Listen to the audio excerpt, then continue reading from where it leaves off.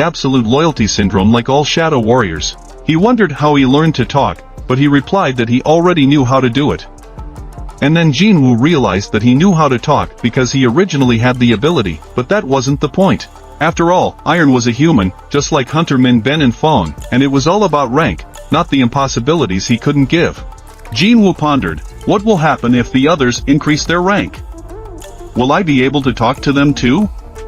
He started to talk to the ant about killing him, and still the ant wants to obediently follow him. But the ant replied that he was not killed but resurrected by the king's power, and now his soul is overflowing with joy.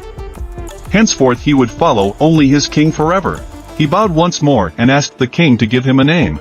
For Jinwoo hesitated for a moment. After all, if he just called him Ant or Ant, it wouldn't be very good. He started to think of a name for him, and then the name of a writer who became famous for his novel Ant came to his mind. He remembered him and gave him the name I to this Ant Br. And as soon as he got his name, he thanked the Lord. But now Jinwoo needed to awaken the queen's soul. And once the queen's soul started to rise, he saw that she also had the rank of a general, but suddenly all the ants started acting strange somehow. After all, they were somehow connected to the ants, and suddenly that connection weakened. He started to ask Br what happened, but the latter told him that controlling the legion of ants was an ability, and as long as she was alive, then the reins would pass to her. Jinwoo realized that despite her rank, he wouldn't say that the queen had a lot of mana. He wondered what that was due to, but Br started to say that most of her mana was for reproduction, and since it was impossible to lay eggs without a physical body, in other words, the queen was unfit for battle, and Jinwoo realized that one leader would be enough for him, so he cancelled that summoning. But suddenly, he noticed his shadow soldiers starting to collect magic stones, and he ordered them to stop. After all, they should go to rebuild the island and pay compensation for the damage, and they shouldn't be touched, because he had enough of this stone he had retrieved from Br's corpse. In addition, they need to destroy the remaining ants. Jinwoo wondered if his combat power would improve to deal with everyone with his current strength. But suddenly, Bear began to say that he felt that the enemies without a leader were in a predicament and, unable to gather in military units, they had scattered into smaller groups. Jinwoo began to speak. Br, can he figure out how many ants are left? The one began to explain that before the battle started, there were over 8,000. But now, among the survivors, there were just over 4,000 left. But Jinwoo found that he had already wiped out many of them, but there were still quite a few left. So Jinwoo began to ask his general if he could deal with them, to which he replied, if that's the order, I'll do it. At this time, one of the hunter ships saw the ants flying in their direction, and they began firing at them from the ship's cannons. The magic that was there also began to use its power and attack the ants. The hunters realized that the ants were flying north, and if they flew there, they would run into the camp. Now it was their time to prepare for battle. They saw a great many ants flying straight at them, and one of the hunters first says that Glory must also prove herself in this battle, and they must cut down everyone that catches their eye. At the other, however, the hunter starts yelling, what is he doing? After all, each ant is comparable to a hunter in rank, and he might get hurt if he doesn't stick with the rest of the hunters. They all decided together to restore the reputation, but one of the hunters started to go crazy, for he felt incredibly powerful and didn't understand how they could fight them. But the other hunter noticed this and began to reflect on the fact that he seemed to be of high rank, but in reality he was nobody. And once the ants had already started to reach the island, the hunters who were on the shore could not believe it. After all, they didn't know if they could beat them. All the hunters wanted to group together quickly, for the ants were coming faster and faster. But suddenly a bright light appeared in the sky, and all the ants began to scatter into pieces. They saw that some creature had just killed the ants, and it was too fast. They didn't even have time to see it. They wondered what it really was. And for 2 days now, the ants have been actively exterminating in the south of Korea. After that, they were discovered on the coast of the China Sea, and they had already reached China. The men who were on the ship began to discuss the fact that they had not been able to sleep a wink for 2 days. But at that time another man began to say that the Second Legion had already entered the firing zone and started fighting. The Chinese hunter on board was already ready to show himself in all his glory. He saw that the ants were very numerous and there was no end or edge. He began to draw his great swords and tell them to submit in peace and let the sea be their grave. He used his skills by taking out his 2 large swords, and used them to send 2 large magical waves towards the ants that flew at them. Corrected text, and at that very moment, all the ants were destroyed. that hunter realized that they were just little things, pot-bellied. And so, if that ant that Jinwoo had fought had survived, it would have gotten really hot in here. But he realized that what's to come is what's to go. At the same time, in a house in America, a girl who went in to see the hunter asked how he thought that Jinwoo and Mr. Huang had something in common, and perhaps Huang Dong-soo had killed Hunter soon specifically. Therefore, his brother, Mr. Huang, would most likely take revenge. And as soon as someone wanted to tell the girl that he said all the right things, she agreed. Thomas Andre, who was the master of the scavenger guild, started to say that he had some kind of disorder, because now it wouldn't be so easy to meet Jinwoo, and he was so eager to meet him after all. The girl started to ask if he would give them the opportunity to fight, how he would do it.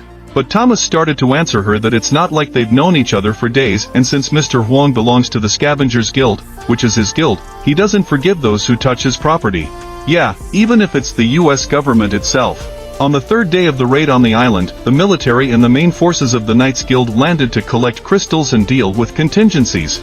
They were walking along the shore, and one of the hunters was talking about how there was one person in the world who almost never had any luck. However, this guy would not give up, as he really wanted to get a gold medal, and hard training for perfect self-hardening and dropping down a weight class. He had endured it all, he only had to take one step towards his dream, because it was literally in front of him. All he had to do was reach out. All doping tests showed a positive result, and the day before the momentous event, he even had a good night's sleep and felt just fine. However, due to the sudden awakening, magical powers appeared in him, as a result of which he was no longer able to participate in the Olympic Games. Another hunter who was walking behind realized that he was talking about himself and kept saying that this guy had to give up his screw. But he found a new dream to start the best guild in the country. They finally found high-grade crystals and started saying that by collecting them, they could become the best in all of South Korea. The Korean girl who was standing behind them started to say that this was wrong. Next, they saw a lot of ants and realized that they seemed to have done a pretty good job here and everything was clean, there were no traces of mana anymore. Suddenly one of the hunters noticed an ant hiding behind a wall and he didn't wait long, he started chopping it down with his big sword. As soon as he killed it, he started telling the guys not to worry, because there might still be ants here, but they came here to eliminate them. Suddenly one of the guys started calling out, he saw something. Suddenly they saw some strange man heading straight towards them. I didn't realize that there was supposed to be no one on the island except the military and associations. After getting them this assignment, the leader started telling that man to immediately confess who he was. He began to tell his companions not to shoot yet, for he did not look like a monster. And he began to tell the man that he was in forbidden territory, and if he followed their instructions, and if he resisted, they would open fire. But the man began to speak in some incomprehensible language, and the hunters realized that it was the language of monsters. But suddenly some other creature snapped its fingers. This made all the hunters start to faint and fall to the ground. That man, who suddenly appeared, began to ask the other one what kind of tricks it was. But the one answered him that it was unnecessary and they had nothing to do with it. The hype just put them to sleep for a short time. He started asking his comrade if he had checked everything and the latter replied that yes, that was what was strange. They started to say why he was even helping people in the first place, but the other replied that he didn't understand the cockroaches in his head there either. They noticed ants that were lying on the ground, and they began to get sick of the rotting insects. But suddenly one of those men began to say that it was time to start the hunt they had planned and stick to the basic plan. That man opened a portal in front of him and began to walk into it, and the other man told him that one of the people they were hunting was here in Korea. Since they are already here, they can straighten him out since he is nearby. But the other man began to say that they should entrust the matter to someone else. And as soon as one of the men started to go into the portal, the other man started telling him that he didn't want to mess with that man to get even. But another time he told him, lastly, that it was okay to say that, because in general he could think as he wished. The portal closed, and that man, who had stayed on the island, began to say that he was a coward and began to look at the hunters, who were lying under his feet, for nothing. He swung his large hand and some sort of portal opened in front of him, into which he entered and disappeared. A little later, reporters took pictures of Jinwoo going in to say goodbye to the dead who died on that island. When the raid ended on the island, the whole world began to discuss the event vigorously, and it was his first assignment after he obtained the S rank. Some opinions hardly changed even after his debut, and everyone's interest was fueled by the talk of the raid. Due to this, Jinwoo's name had become practically on everyone's lips. A little later, reporters took pictures of Jinwoo going in to say goodbye to the dead who died on that island. When the raid ended, the whole world began to discuss the event vigorously, and it was his first assignment after obtaining the S rank. Some opinions hardly changed even after the debut, and everyone's interest was fueled by the talk of the raid. This was the reason why Jinwoo's name had become on the lips of almost everyone. As soon as Jinwoo started to leave, he met the head of White Cur, and the latter began to tell him that he always thought that the hero would not be able to end the war with his actions alone. However, after everything that had happened, he began to think that this was not the case, and he began to tell Jinwoo to hold his head high, for he had put a stop to this tragedy. The head of White Cur thanked him in front of the people, and as Jinwoo stepped a little further away, he met his gaze with the Huntress Cha. She turned away with her gaze and blushed slightly. Jinwoo didn't realize what had happened, but as soon as he looked at the pictures of the dead, he realized that the fifth raid on Jeju Island had a total of 4,800 participants, including hunters and ordinary awakened ones. 64 hunters and 32 citizens had died. It was a tragedy that ended in wasted sacrifices. However, this particular raid claimed fewer lives than the previous 4 attempts. A little later, Hunter Jinwoo sat down at the table with the president of the association, and the latter began to tell him that it wasn't him, in words, who was planning to start his own guild. In that case, since he is a high-ranked hunter, he doesn't need to have his guild master's license with him at all. It would only be enough to make one call to the association and they would handle it themselves. Jinwoo thought that he needed to find out what other privileges high-rank hunters had. However, the president asked if he had accidentally set up barriers or something on the island, but Jinwoo didn't know what he was talking about. The president went on to say that a small group of people had gone to the island to destroy the surviving ants and collect the crystals.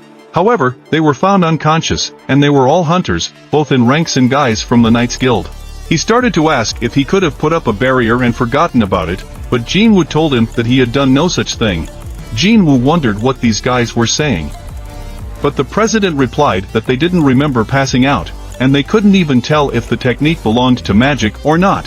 Jinwoo thought about the fact that there might be some ant traps in there, but suddenly a man came up to the chairman and said something to him.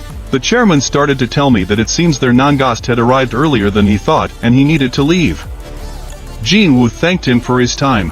As soon as they left, Jinwoo realized that he had to go as well. But just as he approached his car, some man approached him, apologized and asked for his attention. He said hello and started saying his name was Adam White and he was a senior member of the American Bureau of Hunters. Jinwoo could just call him Adam. He was in the office, but it turned out he wasn't easily caught off guard. He apologized for such an unexpected meeting in such a place, but Jinwoo thought about what he said about looking for him in the office. If one thought about it like that, would it happen to be the foreigner that Jinho was talking about? Jinwoo started to ask him what he wanted, but the man replied that he had information he wanted to share. It was possible that there was no other country or even organization he had received such information from other than them. But Jinwoo, why would he want to give such information to him specifically? The one replied that it was because it was only for a select few who would benefit immensely. Actually, he had planned to meet him in person from the beginning, but the raid on the island was too impressive, or something else. Long story short, his deputy at the bureau wants to see him as well. I have an important case, and he will tell him all the details by the deputy himself. He went on to say that there is a car waiting nearby, and whether he would like to take a ride with them. But Jinwoo started to say that he didn't know if he could trust them, and he would think about it and call back. Finally, the man started to say that he had completely forgotten how important it is to keep the bar during negotiations until the very end. Then the reward would be higher as well. He also clarified whether Hunter Jinwoo knew about the ability of awakened ones to increase the abilities of other awakened ones. After saying that, Hunter Jinwoo thought about it and soon agreed. Along with them, Michael Connor, the deputy bureau chief of the Hunter Bureau, arrived at the site by car and was excited to meet them. He began to say that he would be the interpreter. Once they were all seated, he would get right down to business and provide the hunter with documents to immigrate to the United States. He went on to say that it usually takes about 2 years to process such documents, but in a second he would become a US citizen himself. But Jean was actually here for the information Adam had promised him. After all, awakening could help improve skills and increase abilities. He wondered, was such a thing really possible? That man began to say that honestly, such a person with such abilities was already here. And he started saying to get the Selner girl in here. And after a few minutes, she started coming into this room. The man at the same time started saying that she was the only person in the world capable of helping awakened hunters overcome their limits. That was according to Selner's norm, but as I looked at her, I noticed that she had a very different aura. She didn't look like the other awakened ones. The man got up and stood in front of her and began to ask her to tell Jinwoo about her ability. She turned around and began to say that it must be hard to believe, and the other hunters thought exactly the same thing. However, once you experience my power, all doubts will disappear. She found herself even closer to Hunter Jinwoo and began to say that since he already knew, every awakened person had a limit and no one was capable of overcoming it. In other words, once he is an awakened, he can never increase his rank again. It turns out that she has the power to help awakened hunters break their shackles, but she has to go through 3 stages to do so. Nevertheless, she is confident that she can call her ability forced reawakenings. The man who was standing beside her began to say that everything said to her was true. However, such a power requires a large expenditure of magical energy, so divorce through reawakening only comes to a few people, but not more. Jinwoo reflected that he was also among them, and furthermore, if he wasn't telling the truth, such an ability was quite useful. He began to ask her how effective it was. The girl replied that it depends on the person, but after going through the 3 stages and improving by at least 20% or maybe even 30%, to Jinwoo this was unbelievable. And now he began to understand why Hunter Huang Dong-soo decided to go to America despite all the criticism. And who in their right mind would turn down such an opportunity? Any other hunter would want to be in his shoes. And if word of this ability spread, the man began to say that this is why she is being looked after and they have taken responsibility for her life, as well as paying some money as compensation. The risk is great, but this is the only way Mrs. Selner can help raise the level of their chosen hunters, and it can be said that her ability is their gift to Jinwoo. Jinwoo starts to say that it's not a gift, but more like a bargain than a gift. Or is he wrong? But the man started to say that if he becomes a US hunter, they will no doubt help him over his limit. In addition, he will be able to join any guild he wants. Thus, these were very favorable terms for the contract, but there was no need to rush. They invited him today so he himself joked about somehow being awakened again. The boys are not his gift, and Mrs. Selner was right. That man asked Hunter Jinwoo if he wanted to try to go through with it. And he could take it as a gesture of reverence on their part. But Jinwoo hesitated. It seemed to him that she was saying, once you experience its power for yourself, you won't be able to stop. And apparently, this woman is quite confident. She took Jinwoo's hand and started telling him to look carefully into her eyes. And she started the first step. The man who was sitting next to her realized that this was Jinwoo's hunter, now in their hands. I'm the one who's so cold and aloof right now, he thought. And once he experiences the power, he'll immediately come to them. And maybe even sign a contract with them right now. After all, the raid on the island where even Ruji, a hunter who claimed to be a national-level hunter, had failed and was easily completed, thanks to the abilities of this man who no one knew even a short while ago. And he wondered, what was his limit? In some dark place, she began to look around, and soon in the pitch darkness, she saw Jinwoo's face peeking out from afar. At that moment she became very scared and started screaming in a loud voice. No one in the room could understand what had happened. The men standing behind Jinwoo pulled out their guns and aimed them at him, saying what he had done to Mrs. Selner. Another hunter standing nearby began yelling at them to quickly hide their weapons. After all, they had probably forgotten who was in front of them now. He approached them and began to tell them that they were just outwardly idiots. If they were so worried, they should just check on her condition. He apologized to Jinwoo and started to say that their agents had behaved a bit improperly. But Jinwoo, sitting on the couch, couldn't understand what had happened. Well, that man didn't calm down and kept saying that if they put on such a show in front of Thomas or Jigan, they alone wouldn't be left with a wet spot.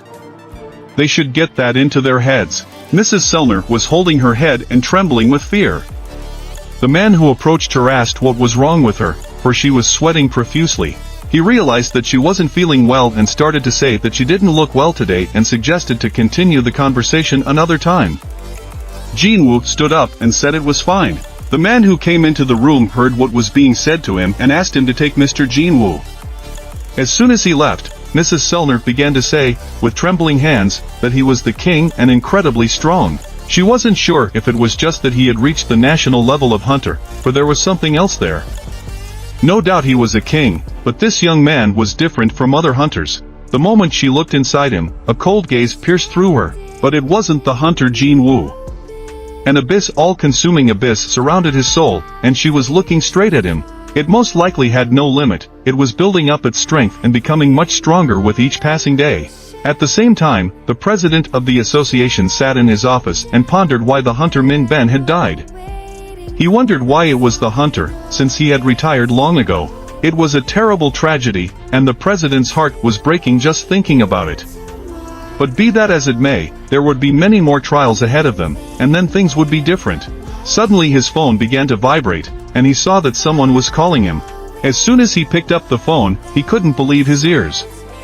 He began to be told that right now a gateway to another dimension had appeared in the middle of the road, and the president of the association realized that Coles was there talking troops.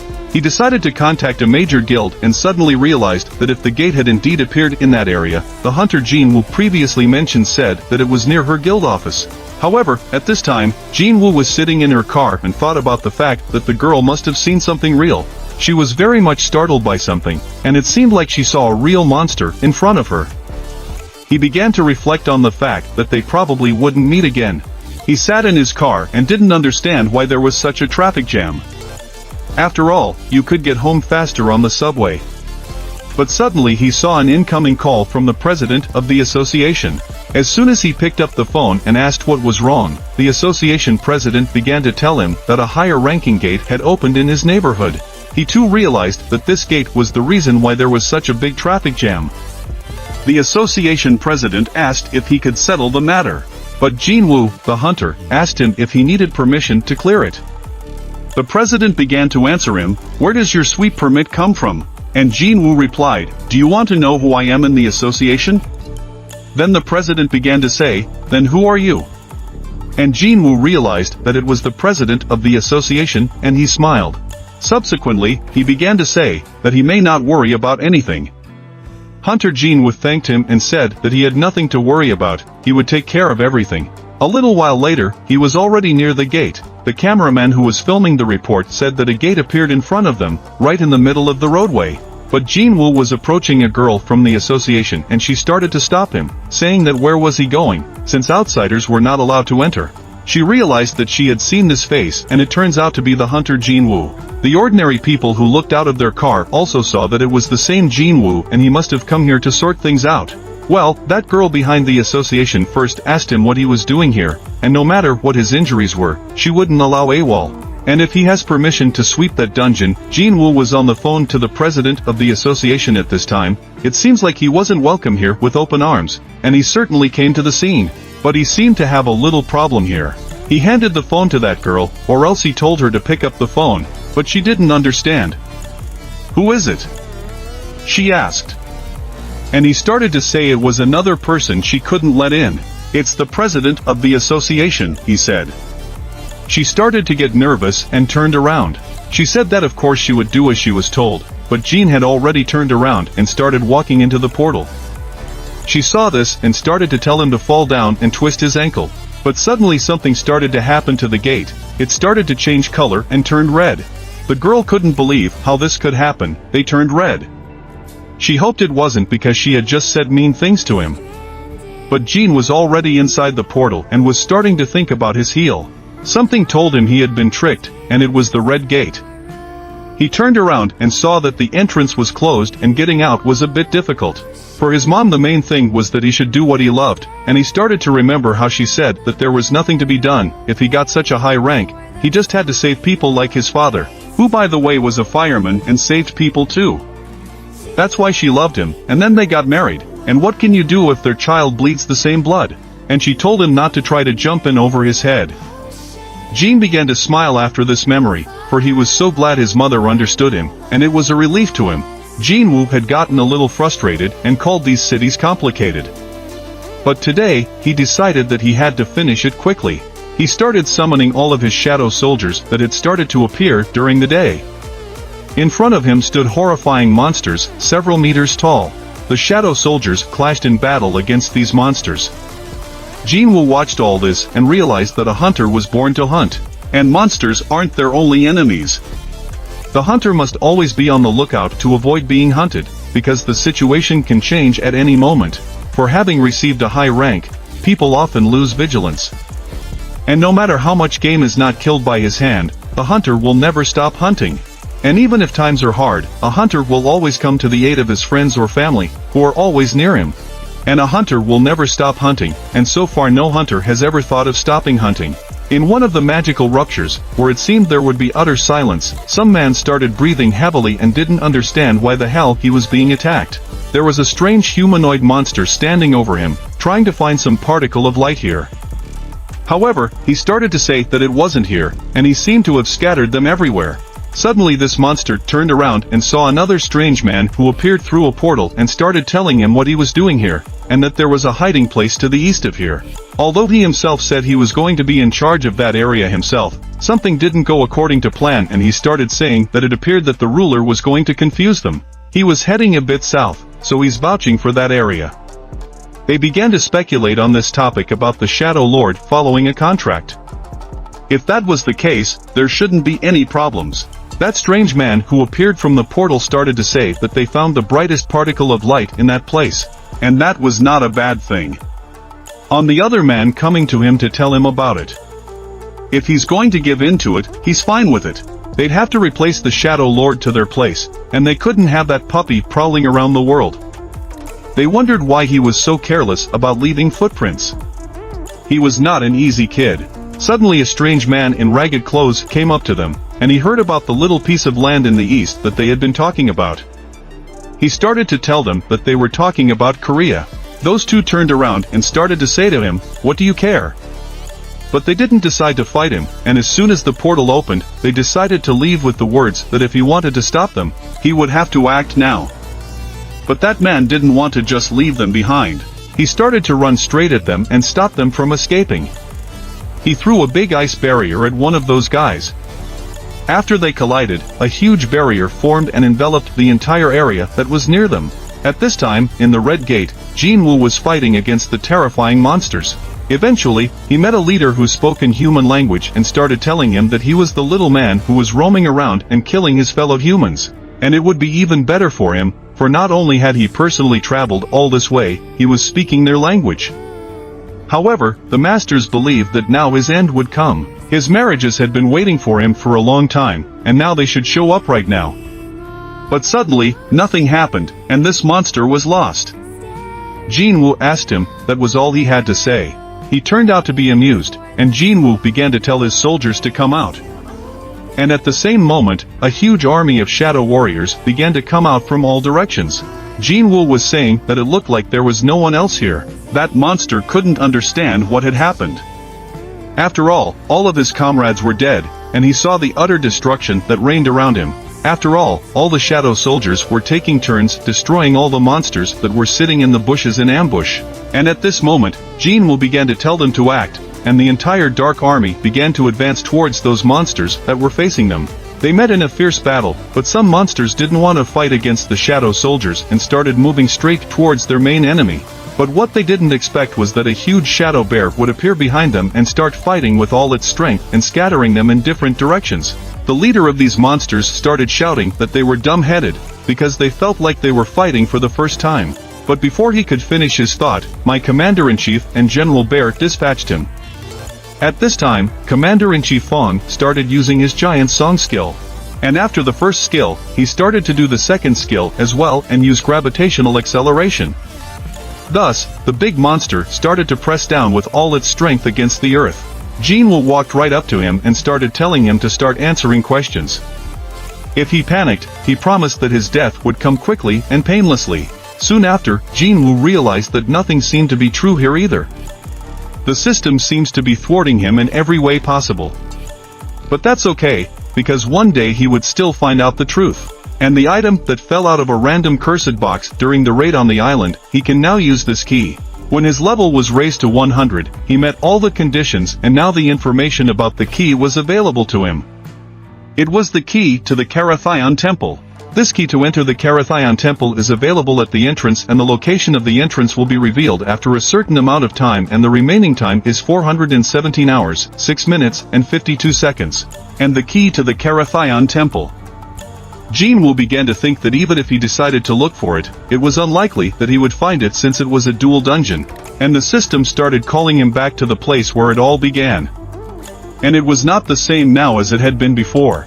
Since that was the plan, and if he's still waiting for it, in that case he accepts its call. Let that horrible monster that once killed him wait for him to return.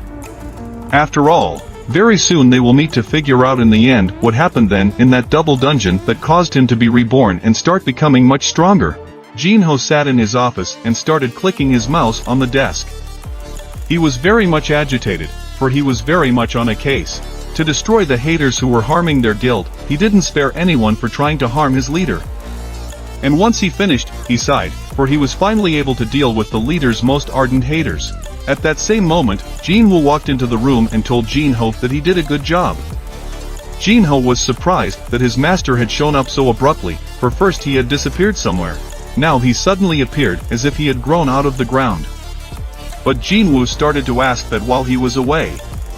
Nothing had happened, and his partner replied that everything was fine. But Jinho didn't understand what was wrong with Jinwoo, because he looked kind of strange and his appearance was very messed up. But Jinwoo replied that he had just come out of the dungeon, and since he said that they needed money to provide for the guild, he showed the crystals that were in his bag, and they were top-level crystals.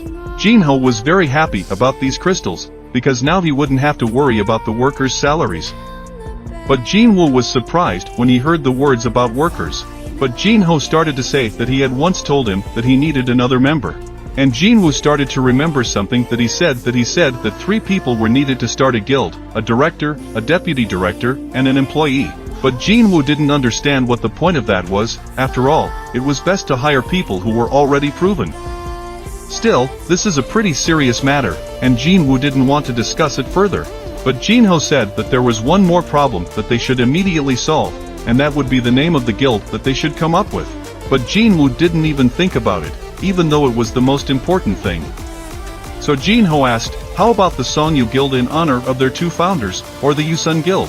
Although he didn't particularly like this option since his last name would come before his. But he suggested taking the last terms of their names, and it would be the Wuho Guild, or the first syllables of Jin Jin. It sounded kind of good to him, but Jinwoo said, how about Solo? And Jinho started to get nervous after saying those words. Jinwoo is a hunter who fights alone. But Jinho turned around and started thinking that this must be some kind of joke, and whether he should laugh or not.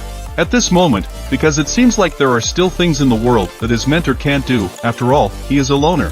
But suddenly someone knocked on the door, and the 2 of them looked and couldn't figure out who it was. And as soon as they opened the door, Jinho heard someone ask him that it was the office of the Hunters Guild Sun Jinwoo.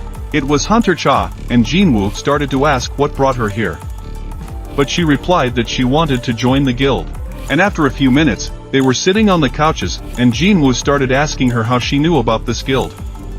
But she replied that he himself had asked her to join this guild. But Jinwoo couldn't remember when he said that. And the next thing he asked, wasn't it the president or the association that sent her here? But she didn't understand what the association president had to do with it. But Jinwoo continued to ask if it could be that Hunter Choi kicked her out of his guild. But she replied that she didn't, and Jinwoo didn't understand what the reason was then and why she would join their guild solo. And as soon as the huntress heard what their guild was called, she turned blue with misunderstanding. She couldn't believe her ears that he had named his guild Solo. And as soon as Jinwoo asked her if she had any complaints about the name of the guild, Jinho interrupted them and started to say that the mentor had jokingly called their guild Solo, because he hadn't agreed to that. A little later, Jinwoo turned around and began to think about the fact that he needed to calm down first. And while he hadn't figured out the situation yet, so he didn't really understand what they wanted from him. He looked at this huntress and realized that with her heartbeat, breathing, and gaze she is trying to hide the true reason for her visit, but she's pretty bad at it. He wondered why this huntress wanted to join their guild, because as far as he knew, Lady Cha had awakened less than 2 years ago, and her contract with the current guild still hadn't expired. But she replied that she had the money to pay the penalty. And after saying that, Jinwoo wondered if she wanted to join them despite the forfeit. The next thing Jinwoo said was that they are able to provide her with a monetary reward worthy of his level, but she replied that she shouldn't, because it doesn't matter to her. And Jinwoo asks herself what her true purpose is if she's raring to go to them so early despite the consequences. After all, for her, you could say it's a disadvantageous deal. But the huntress pondered and still couldn't decide whether to tell her or not. After all, even if she told her, she would most likely be taken for a madwoman. After all, at the beginning, she had sensed that there was no nasty smell from Jinwoo, and she was curious because he gave off a pleasant scent. And he disrupted Lee Min-sun's press conferences, and he had so many haters writing about him. And when she found out he was an S-rank hunter, she realized he wasn't so bad. Even though she tried to indoctrinate herself otherwise, believing that he was unlikely to pay attention to her. In this pitch darkness, however, she finally saw the light at the end of the tunnel, and fear, pain, and thoughts that she was about to die washed over her current mind in a cold wave. However, she realized. And when she awoke from her long sleep, the president of the association was sitting beside her, asking her if she was alright. But she didn't realize where she was, and they started to answer her that she was on a helicopter to the Hunters Association, and upon arrival, the president would immediately send her to the hospital. And when she asked the president that Hunter Jinwoo had also come to the raid, the president waved his head, and she thought so, because it wasn't a dream, and she really almost died that time. And she realized that if suddenly something happened on one of the raids, what would she do? And now she was sitting on the couch in front of the hunter who had saved her. It's like she's got water in her mouth and she can't say that. She wants him by her side until her last breath. She was so ashamed of what she thought. She blushed, and Jinwoo couldn't understand what was happening to her. After all, she couldn't tell him about it. After all, judging from her flushed face, she is definitely hiding something, and he doesn't know what's in her mind. But realized that the fact that she might have planned everything in advance cannot be ruled out, and he ended up asking what her answer was. But Huntress Cha clenched her fists, and she was uncomfortable, but she wanted to say it so badly. And she wondered if she should or not. But Jinho hovered over to the mentor and began to speak, to give him an idea of how hard it was in the Hunter Guild, if even Cha herself had come to them hoping to find peace. And now she's around 22 to 23 years old, and most likely being a young hunter, she feels a great burden of responsibility. And on top of that, she was badly injured during the raid on the island. Jinwoo sighed and started to say that he was very sorry, to be honest. In order to join the guild, one must pass a certain test, which the letter didn't mention. After all, it had appeared to them relatively recently, so the vice president had apparently just forgotten about it. Jinwoo asked Jinho to go downstairs and get them something to drink and eat, and as soon as he left, the huntress started asking what the test was about. And Jinwoo realized that she was determined, because it didn't seem like it to him, and he started to say that she needed to defeat one of her soldiers. She sighed and began to reply that he was sure that would be enough to evaluate her, for she had her mind set on who her opponent would be, and he replied that he would pick the strongest warrior especially for her. The huntress was very eager to join this guild, and she stood up from the couch at the same time and started asking when they would start.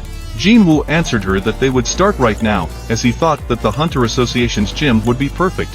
However, he suddenly realized that the journey to get there would take quite some time, so he decided to try using the Shadow Exchange. After all, it allows you to make an exchange with any shadow soldier, but after using it, it becomes unavailable for 3 hours. The waiting time depends on the level of the skill. And when she wanted to go out of the door, Jinwoo started to say that they didn't have to go there, but she didn't understand what he meant. Because there was another, easier way. But really, she would have to stand a little closer to him if she didn't mind. And as soon as Jinwoo pressed her against him, she blushed and he started using Shadow Exchange. In that same second, they began to fall under the ground as if the shadow was sucking them in. And as soon as they disappeared, Jinho came back to this room with food. He was going to say that he brought them some food so they could talk in peace. But in the place of the hunters, he saw a big tall orc. He was surprised where he had come from, but that orc was not confused and reached out his hand and took the food from him and started eating. At the same time, Jinwoo and Huntress Cha were in the training room at the Hunters Association. Once they arrived at the place, the huntress couldn't believe how he managed to do it, but Jinwoo thought so. His assumption turned out to be correct. This skill works like a gateway, and the fact that it can move with people only confirmed his guess. After all, some sort of entrance forms on the floor, and where it points to is the exit. Moving becomes the location of his shadow soldier, and it takes about 3 hours to roll the skill. But it can be used to build a gate connecting different ends of the world, and Jinwoo started to tell her that it was already time to start. However, the huntress started to tell him that she remembered that she forgot her weapon. But Jinwoo replied to her that the pickaxe he saw in her hands in the dungeon where he fought the higher orcs. She blushed and started to say that it wasn't her weapon. To all of this, Jinwoo said that it was just a joke, and the huntress started to say that it was okay, because she thought she could find something suitable in the warehouse. And once she got to the door of the warehouse, she opened it and started looking at the weapons that were there. After all, training is always going on here, so they had built a rather extensive warehouse with weapons next to the hall. And sure, it wasn't the best, but it was fine for training. And once she picked out a sword that suited her, she said she was ready. Jinwoo started to say that it was the final version, and all like that, she had never used it, and it must be very bad in the hand, that sword. But she replied that it doesn't matter, because as long as she can fight with it, then the monster doesn't care if she's comfortable or not. That was well said for Jinwoo, and he was afraid that with her fighting style, an ordinary soldier wouldn't be enough here, and she would tear him apart in a split second. Then he decided to summon the shadowy commander-in-chief Igris and says that among his soldiers, he is the most skillful swordsman. The huntress began to reply, "Until when will they fight?" And Jinwoo replied that until his soldiers or she surrendered. Because although he said that he would put the strongest warrior against her, but Jinwoo was afraid that General Ant Bear could only traumatize her even more, in which case this shadow soldier would be the most suitable.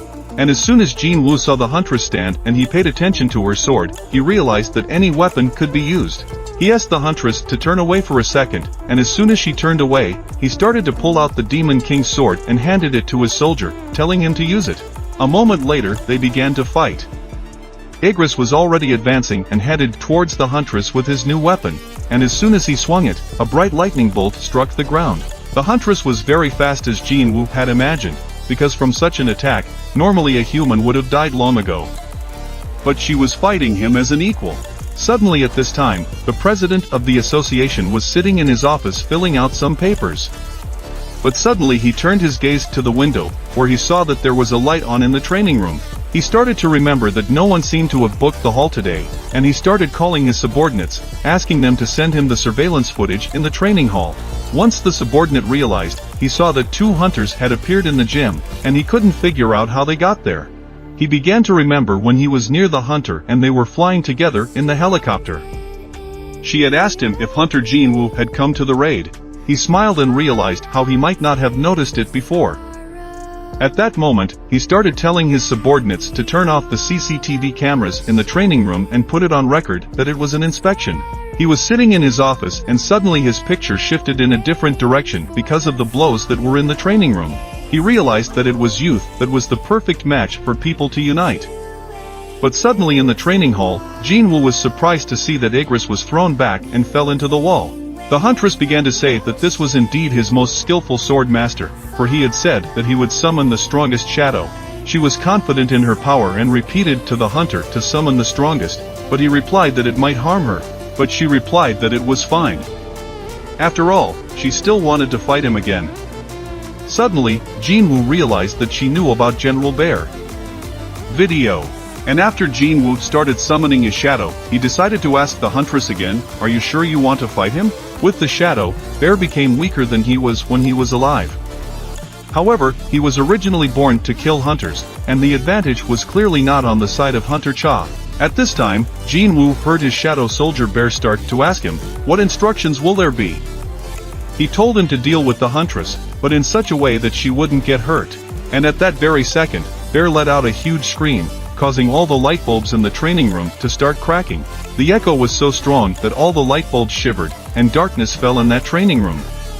The huntress saw that he was very strong, and couldn't believe how Jinwoo fought him alone.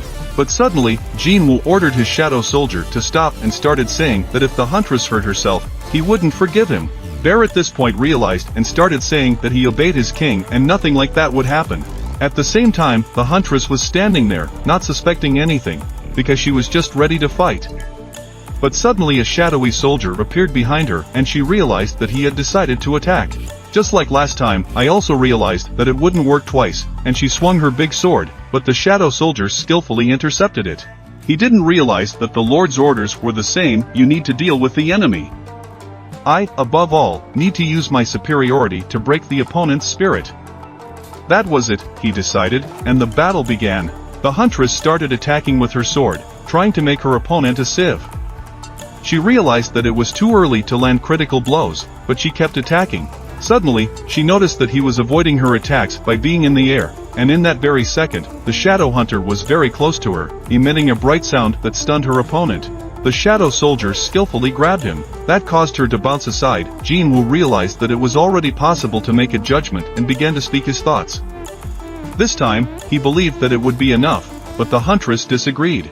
After all, she could still fight, and Jinwoo didn't understand what she was even thinking. He couldn't imagine that the huntress was the kind of person who would recklessly rush into battle despite the difference in strength. Bear was significantly different from his shadow soldiers. But even with his mind, he invariably remains a living weapon for killing, and he can feel Bear feeding off the urge to suppress his bloodlust. If he was up to something, Jinwoo hoped it was nothing bad, but at this moment, Bear felt the instinct to yours. Once on the brink of life and death, one eventually begins to realize who is in front of you, predator or prey. And that resistance to the predator is unacceptable. He continued to attack the huntress, but she was able to dodge all of his attacks that he wanted to inflict. She was jumping from side to side, and at one point she started to use her sword dance skill and pounced on the shadow soldier. But after the greatest blow that the huntress wanted to strike, her sword broke, colliding with the exoskeleton. She realized that this was her only chance, and since she was already almost out of mana, she could only use this skill once. But it should be enough, and this skill is a dream. She stabbed the shadow soldier with terrifying speed and great force with her sword of light.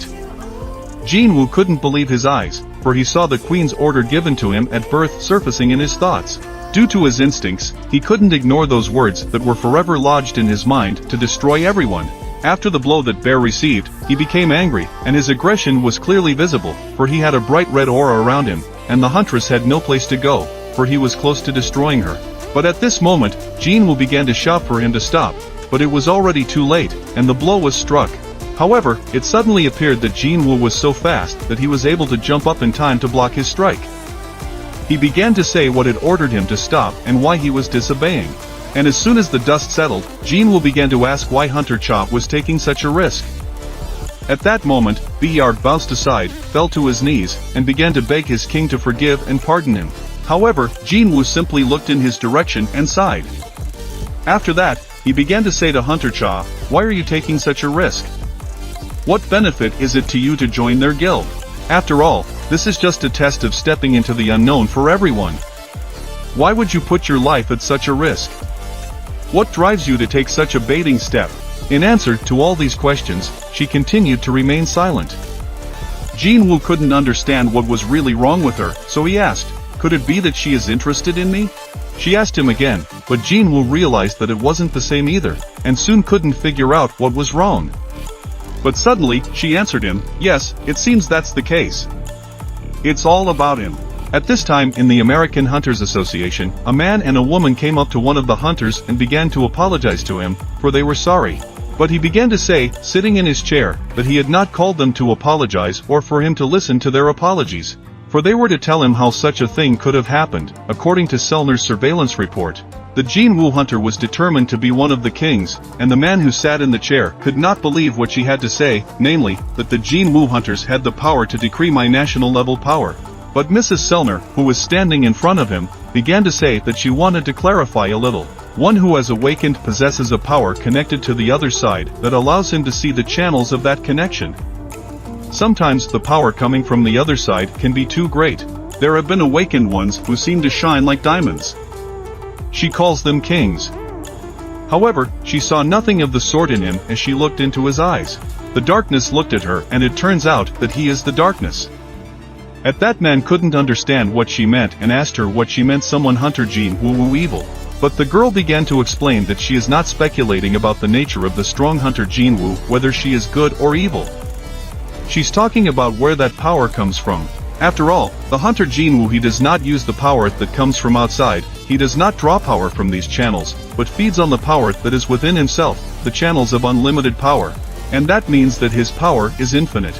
And suddenly, after saying those words, that man stood up and started walking towards them, telling the girl that she had done a good job. But the other man, who was standing nearby, did not understand where the gentleman was going. But the man replied that he was going to the 24th floor of the underground and he should go with him. After a while, they entered the elevator and started to descend. In the elevator, one of the men started saying that if they couldn't use Madame Selner's power, then they should find another way. If he remembered the very first S-level dungeons, it was the most terrifying dungeon breakthrough that turned the US West upside down. And it was hard to forget such a thing if only 5 of the strongest hunters drafted by America for a huge sum of money survived. The US gave these 5 certain state-level privileges, hence the term national-level hunter.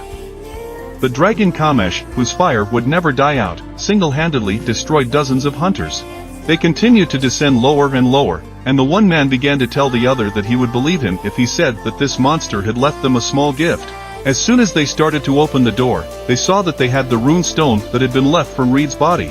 And exactly 8 years have passed since he was killed, and there is no Maha among those 5, and the stone has been waiting for its owner in the cold cellar all this time, and the stone is ready to give a valuable gift to this beautiful country one more time. At the same time, but in Korea, the hunter Jinwoo was at his home and stood in front of a mirror. He thought about it, because he was sure that he had grown up and got stronger, but when he looked at himself he realized that this was all, because every second person on the street was like that, and it was all because of rebirth. He wondered if it was because of the rebirth of all parts of the body, all the flaws had disappeared due to this effect. At that moment he burst into his sister's room and asked her what she thought of him, but she didn't understand what he meant. He started saying like male charm or something, but she didn't understand why he suddenly decided he was worth something. But her brother, at the same time, came up to her and started tormenting her. However, her sister at this time started saying that if you think about it, he is just a freeloader for our family. After that, Jinwoo smiled and thanked her for her objective assessment, but it was in jest. Soon after that, she started kicking him, but he started telling her that she would break her legs, because she seemed to have forgotten that he was an S-rank hunter and had some knowledge in his head. But she started to answer him that she was actually first in school in grades. Jinwoo started to tell her that he would think about starting his own guild, but his sister jokingly started to tell him that she would now listen to the boss's words if everything went smoothly. Jinwoo decided to ask her how she felt about what he called El Solo, but in response he heard her start to say that he was joking. After all, why would he call his guild that? After all, it sounds very strange. After all, his power summons those black soldiers. So technically he's not working solo, she told him. And then Jinwoo realized that this was logical, and asked her what she was suggesting. And his sister started to tell him to let her name her guild Ajin, because the A is her, Jin. It's a level up, and even though it's her name upside down, it sounds cool. And once evening came at Hunter Cha's apartment, she lay in her bed and agonized over what she had said to Hunter Jinwoo back then, because it seems like it. After all, those words sounded like a true calling, and in that case, instead of joining, wasn't there a better way for her? And she started to blush and yell that he would probably think she was some kind of crazy person.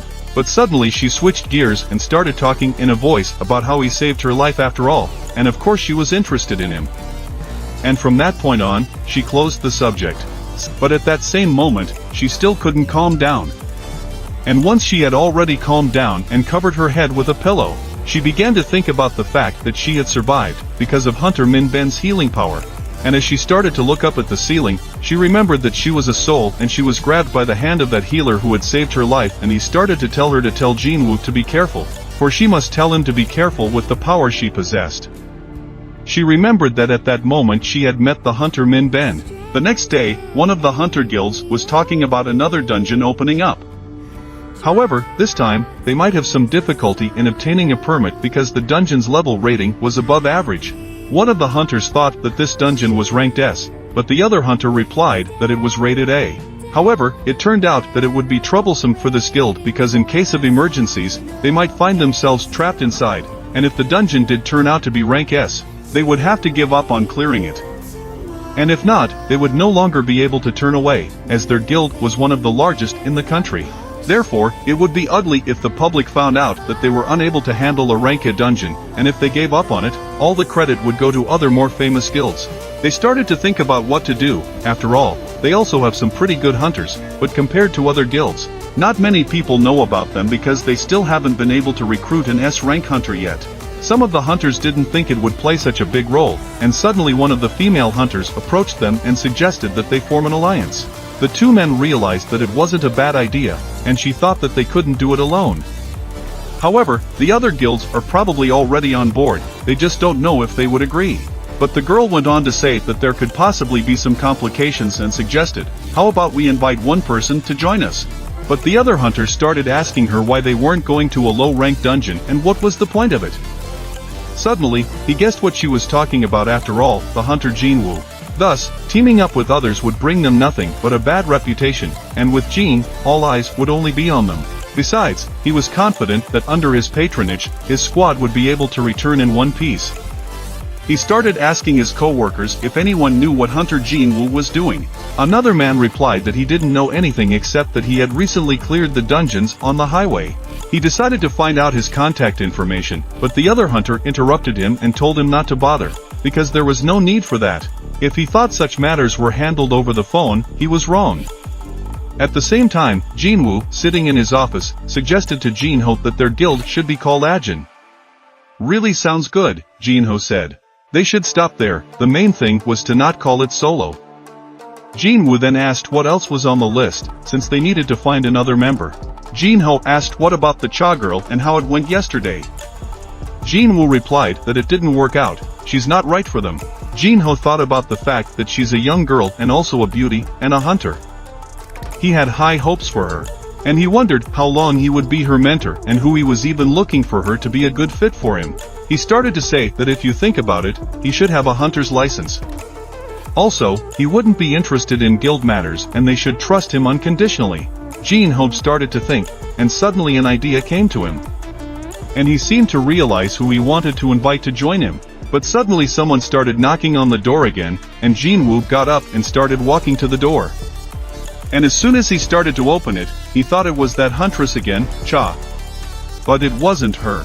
As soon as he opened the door fully, he saw 3 men from the association and the knights. They were surprised to see them here, and a little while later they took a seat on the couch and started talking about the fact that there was a gate in the video recording. The proof of that was that it was very big. And of course the size of the brother and the level of the dungeon don't always match, but here it's different. They matched. That hunter with the guild and Jinwoo started talking. To ask them, what does it turn out that this dungeon is S-ranked? But that hunter and started to answer that it's not clear yet, because this is the biggest dungeon that has ever appeared in Busan territory. He went on to say that if he had already realized that the association flatly refused to give them permission to clear the dungeon because there was no S-ranked hunter in their team. So they decided that they could use him to get permission and complete the raid. And of course, he would give Jinwoo a generous reward, because usually this kind of hunter would give 10% of the total profit to the hunter, but they would give him 20%. Jinwoo didn't even hesitate to tell him to divide 50-50. Yu Hunter couldn't understand and interjected Jinwoo, starting to say that he would agree to cooperate with them if they accepted him as a full member of the guild. After all, they had just approved the name of the guild. This man then said, so how about 40-60? But Jinwoo wasn't going to bargain with them, and that hunter from the Night Guild realized that this guy wasn't that simple, and started saying that they could take over as the dungeon boss. Jinwoo replied him that they could count on him, and that hunter went on to say that the dungeon had already been open for a long time. So they should hurry up and they would all go as early as tomorrow. Jinwoo started to say that he still had plans and they could meet tomorrow. At this moment, he tied his shadow to that man's leg and said that he wouldn't be late and they didn't need to worry. But suddenly the other hunter began to say that it seemed to him as if his shadow had just moved. And at the same moment, the phone in Jinwoo's hands began to vibrate. As soon as he saw that the number was ringing, he apologized to the guys and told them that he needed to take this call and they could wait for him here. As soon as he was out the door, he started talking on the phone and heard his mom's voice. He was surprised that she had bought her own phone, but she said that she immediately wanted to hear his voice. He went outside and his mom asked him, I hope she's not distracting you from important things right now? But he replied, not at all, and began to think about the fact that it was his mom after all. But at this moment, a call from another girl, Jinwoo, was waiting. He was standing not far from the entrance of his building and suggested that his mom go out to dinner all together tonight and the next day in Busan City. Near those big gates, there were a lot of different hunters who were all dressed in bright armor. One of the hunters who had talked to Jin Woo yesterday picked up his phone and looked at the time. He realized that he had barely talked him into it and hoped that he wouldn't be late, because it was already 11 o'clock on the clock, and he would need to move out in 5 minutes.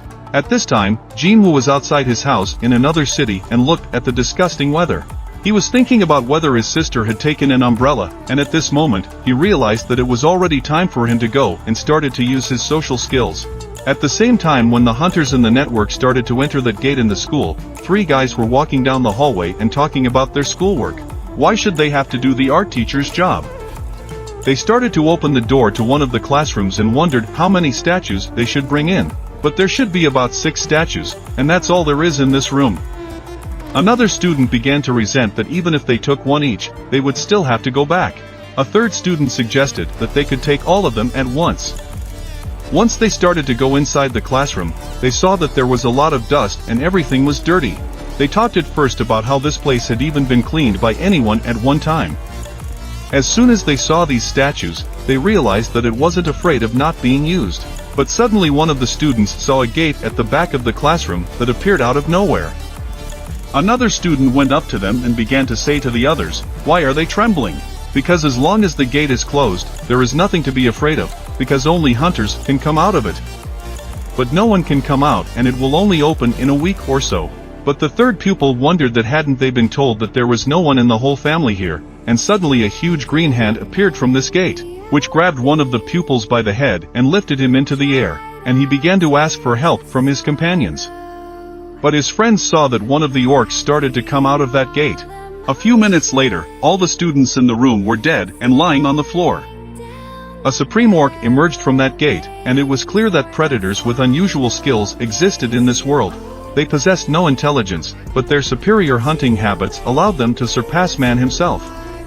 The tart odor of blood and human flesh excited them. However, due to the fact that they came here as scouts, they had to suppress their true nature, for the task at hand was paramount. So the hunter, who had been lurking in the shadows for weeks, did not need to look for his prey, for his sixth sense told him that game was plentiful and right above them. The structure of the structure resembled the citadel in some ways. One of the orcs began to say that he would start the hunt, and the other should call his brothers. That orc decided that after putting down all the humans and taking this fortress under siege, they would start the real hunt. First of all, he would clear the way for them, and as soon as he stepped into the corridor, he saw many students standing at the end of the corridor. One of the students noticed the monster that was across from her.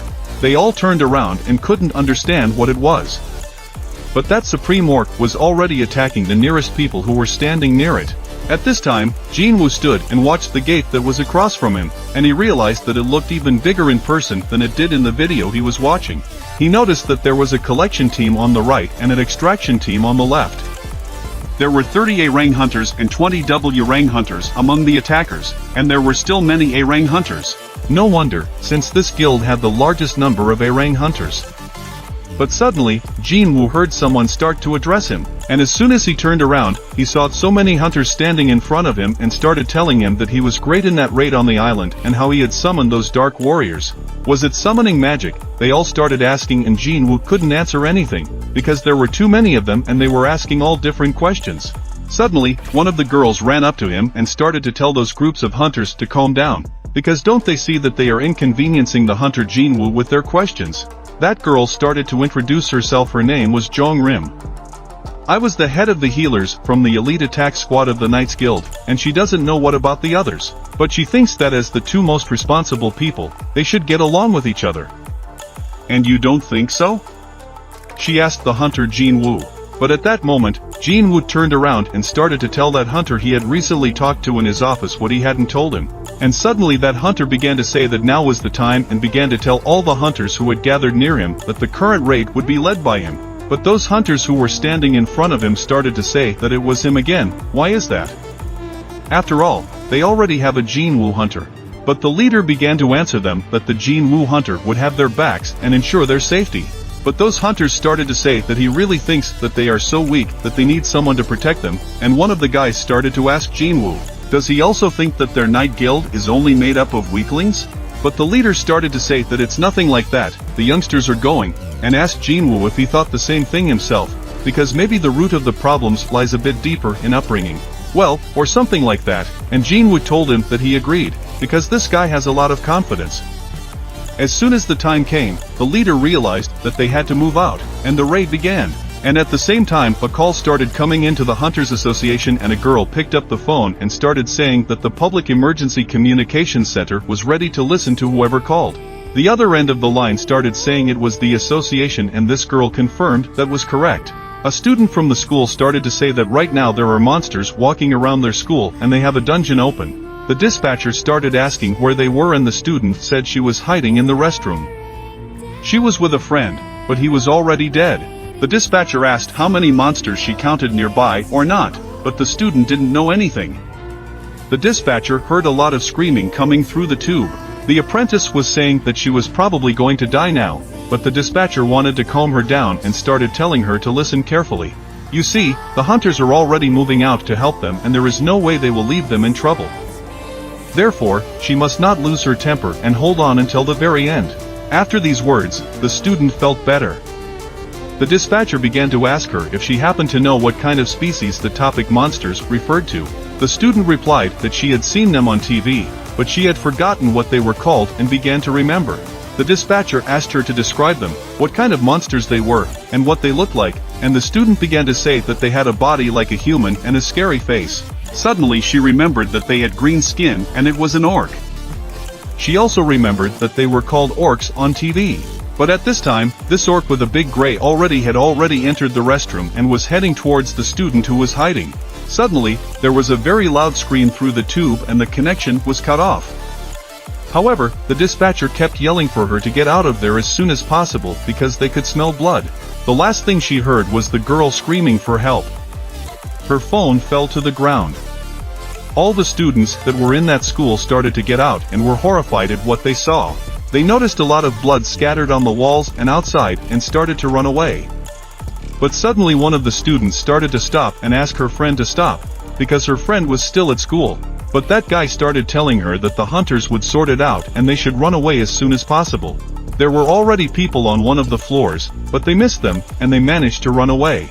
But another orc, who was behind the first one, started to say that let him run away, because they still had many left, who were hiding upstairs, and they had nowhere to run to. They were ready to sweep the next floor and decided that they would kill everyone in the school on the floor above, where everything was trashed.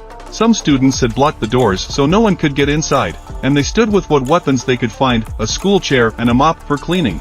A few more students stood on the task, but suddenly they heard some sound and the doors that were barricaded started flying apart.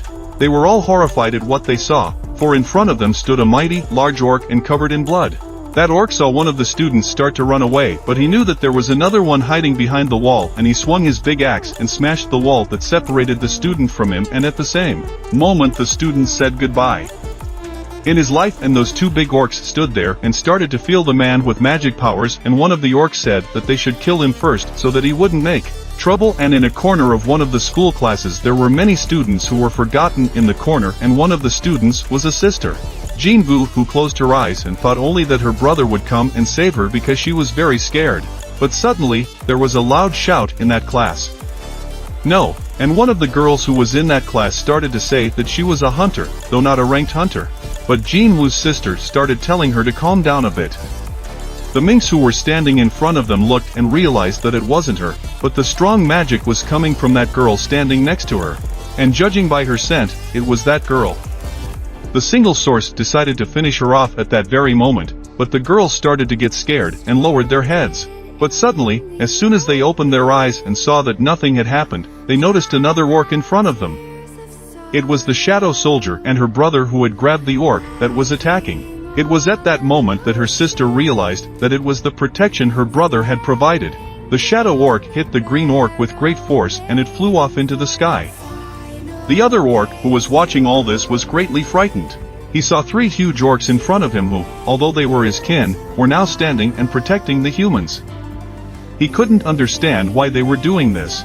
At the same time, Jinwoo entered the dungeon, and the hunters who were with him in this raid started shouting that they had seen a two-headed orc. The leader began to say that everyone needed to focus now, as they were facing a dangerous opponent. The huge orc, as soon as he saw the hunters, became furious and started swinging his big axe towards the hunters. But that hunter who was standing in front of him didn't get confused and started using his skill, and a barrier appeared in front of him. And as soon as that big hammer reached its target, there was a big explosion, and that hunter managed to contain its pressure. At that moment, he started screaming for help, and the other hunters realized that they started to act. He climbed up on that big axe and started running on it towards the big orc with the aim of finishing him off. Once he got to his target, he wounded those two big heads, but he was aiming for the eyes. He started talking so that everyone could rely on him. The other hunters, after that, started to act, because that monster couldn't see anything anymore. When it tried to open its one eye, which was not badly hurt, the hunters had already finished it off. Then, the mages who were standing behind began to use their spells. A large lightning bolt and a rain of fire attacked that big monster, and it fell to the ground. The hunters decided to look around first, before resuming their journey. The leader realized that the circumstances were very bad now, for this raid was not going to be an easy one, and a two-headed ogre fell upon them from the start. The leader began to ask Jinwoo if he knew their true purpose. He immediately replied that they were grave guards. If he was a normal dungeon boss, it wouldn't raise any questions. However, if you encounter a two-headed ogre at the entrance, it can only mean one thing: the undead dwell here. As soon as they remembered them, they immediately appeared, and all the hunters began to worry and ask about the leader. What should they do? Should they attack or should they not? But all of a sudden, they started to behave strangely, and they stopped. However, the hunters didn't understand what was happening to them and why. They ran away as soon as they saw them, because usually a live one would attack people.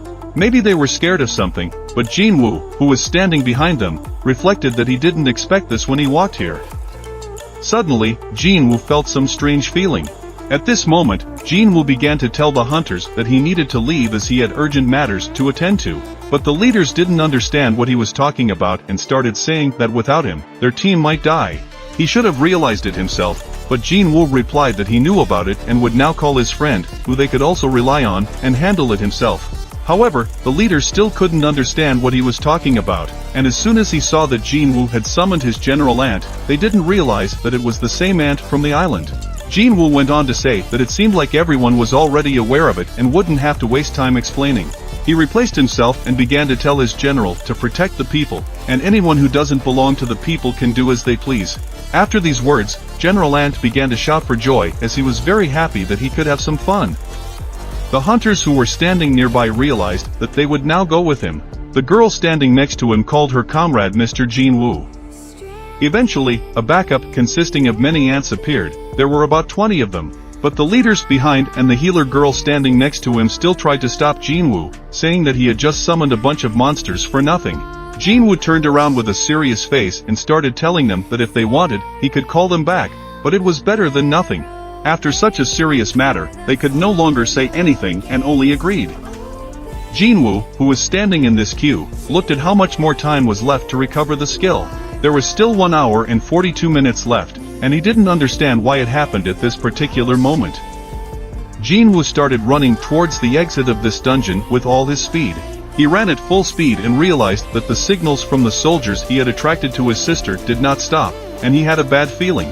Suddenly, he saw many soldiers of the undead army in front of him and started shouting to tell them to stay out of his way. Suddenly, all the undead began to kneel down and worship him. Jinwoo didn't realize what was happening. After all, they were worshipping him because he specialized in necromancy. But right now, he didn't have time to think about it, so he summoned his dragon Kaisel, who soared under his feet. And as soon as Jinwoo got out of the dungeon, at that very moment, he started flying his dragon towards his sister.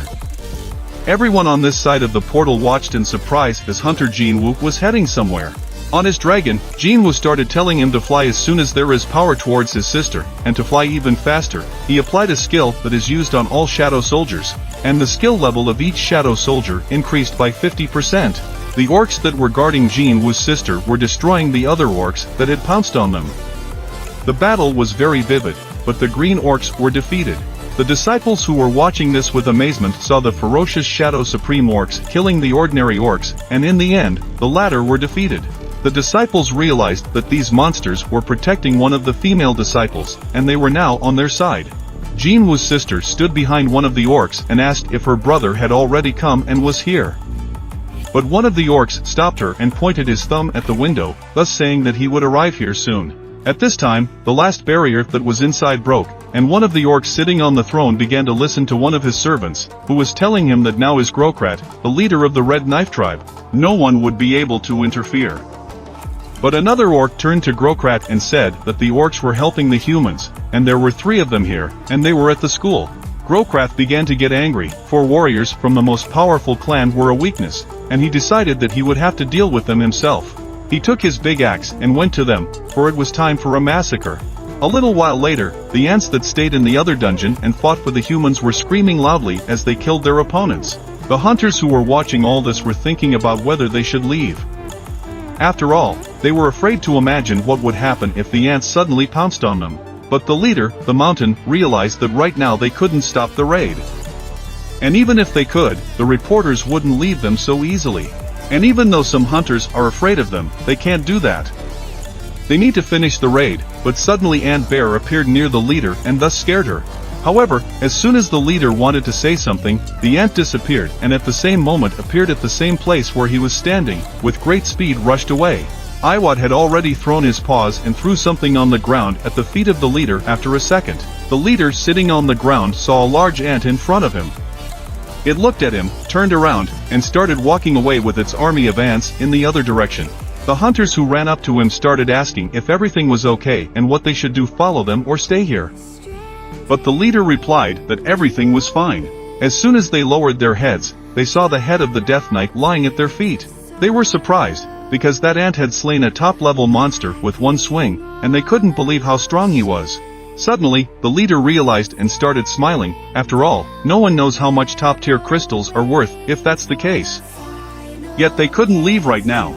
As soon as the leader looked up, he saw that all the hunters started to go straight for the ants. But at this time a new battle was brewing between the orcs and the school, and the orc Groker showed up to place herself behind her comrades, and her ward orcs stood behind him and began to all shout Grokter together. Grokter began to say that his orc tattoos symbolized the number of victories and showed how many enemies had fallen at his hands. Looking at his opponents, he realized that they had inflicted quite a few kills as well. However, that was all they were capable of, and he began to swing his large sword, telling the higher orcs to have fun with it while he was here having fun with them. But just as he swung his great sword, another orc parried his blow. But that didn't stop him, and Grokter put even more effort into it, slicing the shadow orc in half. However, he suddenly saw the shadow orc recover and realized that it was magic. No matter how many blows he threw, it was all useless. He thought about the fact that he could kill and wanted to kill 100, wanted to kill 1,000 times, but suddenly this orc started to feel some voices in his head. There were voices in his head that were urging him to kill all humans. He began to realize that each time the voice in his head was getting stronger and he needed to finish off these orcs as soon as possible. He realized that if he could control them with magic, he needed to destroy the caster. He realized that behind all of this is the girl who is hiding among her servants so that they can capture her as soon as possible, as she is weakened if the orcs are constantly regenerating. They must all attack the orcs before they have time to regenerate, and thus capture the girl quickly. But the last shadow orc that was left was able to grab the other 2 orcs, and Jinwoo's sister was left unprotected. At this moment, a separate shrew appeared, grabbed her head and began to say that he always knew it was her, for he could clearly feel her magic. Just as he decided to finish her off, he began to feel something approaching in the distance and his hands began to shake. With that, he was able to let go of Jinwoo's sister, and she fell to the ground. Her girlfriend ran up to her and started asking if she was alright. But the orc who was watching with his gut felt something approaching him, something terrible, and it made him shake with fear. And suddenly, the leader of the Grokter began to tell his servants to get down as soon as possible. And at that moment, an explosion sounded in the room and someone burst into the room, raising a large dust, causing all the disciples to start coughing. It was Jinwoo, who had managed to arrive in time after all. He put his hand on his sister's head and started telling her that everything was fine now and she was safe.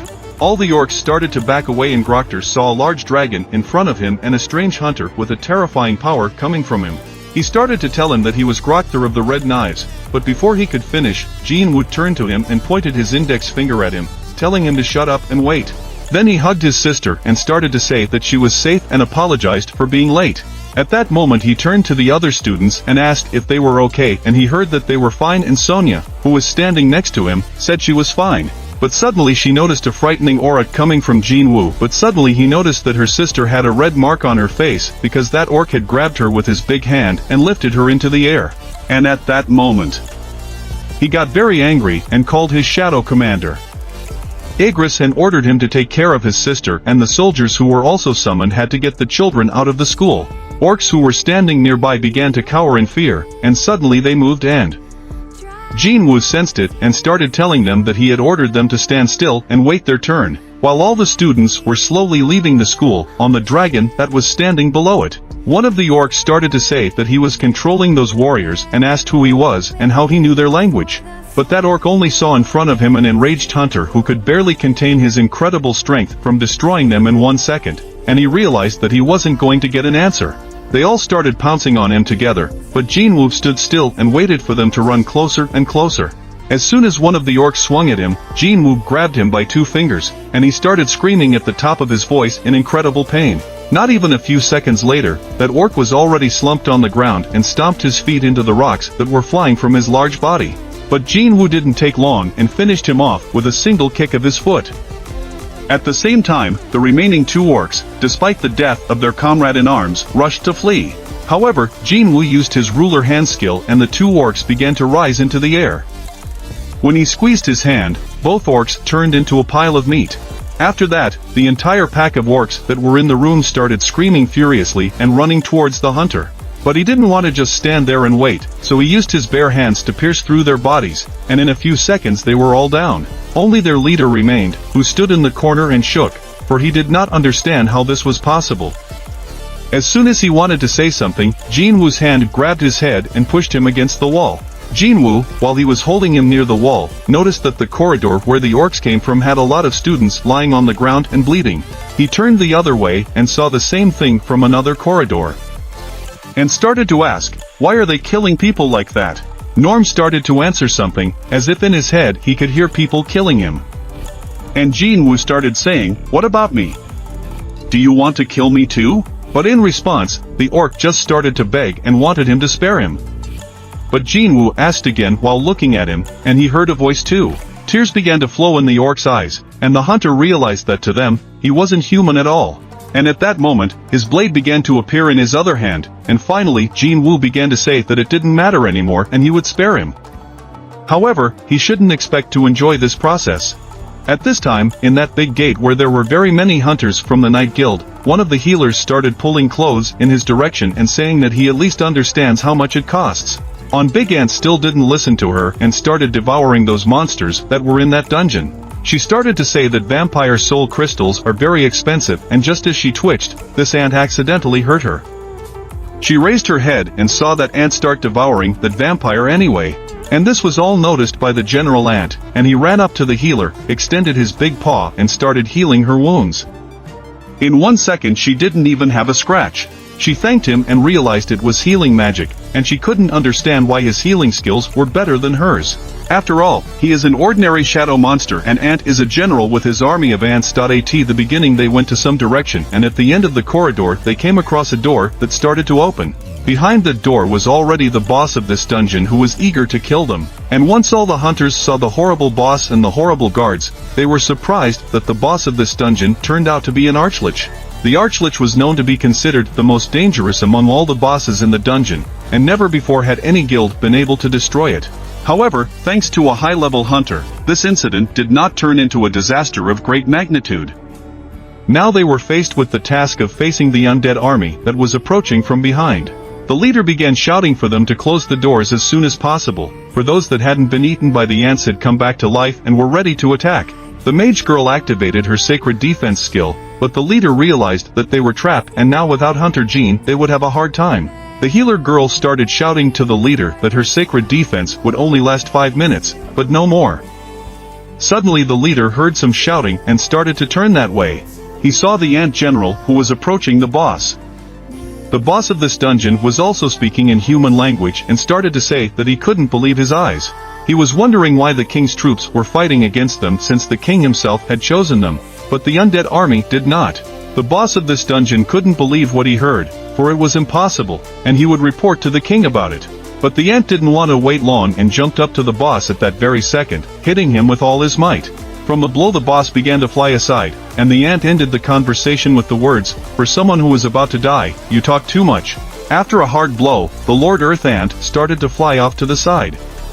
But at that moment, the ant began to pull his heart out of his chest. And since he had a very powerful strength, he easily ripped out his heart. All of the dungeon boss's servants began to fall off their feet, as their lives were no longer supported by any dark energy. The hunters who saw this realized that he had dealt with the dungeon boss and the undead army in one blow. They didn't understand how he managed it. The leader, looking at the ant that was eating him, shouted. He knew he was possessed, but to be this strong, he had no idea. The other hunter walked up to the raid leader and began to tell him that with such an arsenal of shadow, Hunter Jinwoo didn't even need to do anything. His warriors could mop up any dungeon by themselves. When you think of it like that, a soldier didn't necessarily need to spend all of his mana on summoning, but only half of it. Based on this fight, it's not hard to guess that many gameplay approaches and my items are no good. Suddenly, one of the hunters started suggesting to their leader that they forget about their original plan and join the Jinwoo Hunters Guild. The leader started to reply that this is nasty and he doesn't even know what to say to him. After all, merging with another guild, if you can call it that, a fine guild founded by a top hunter, and the Knights Guild, which is in the top 5 of the strongest guilds in their country, pulls off such a deal.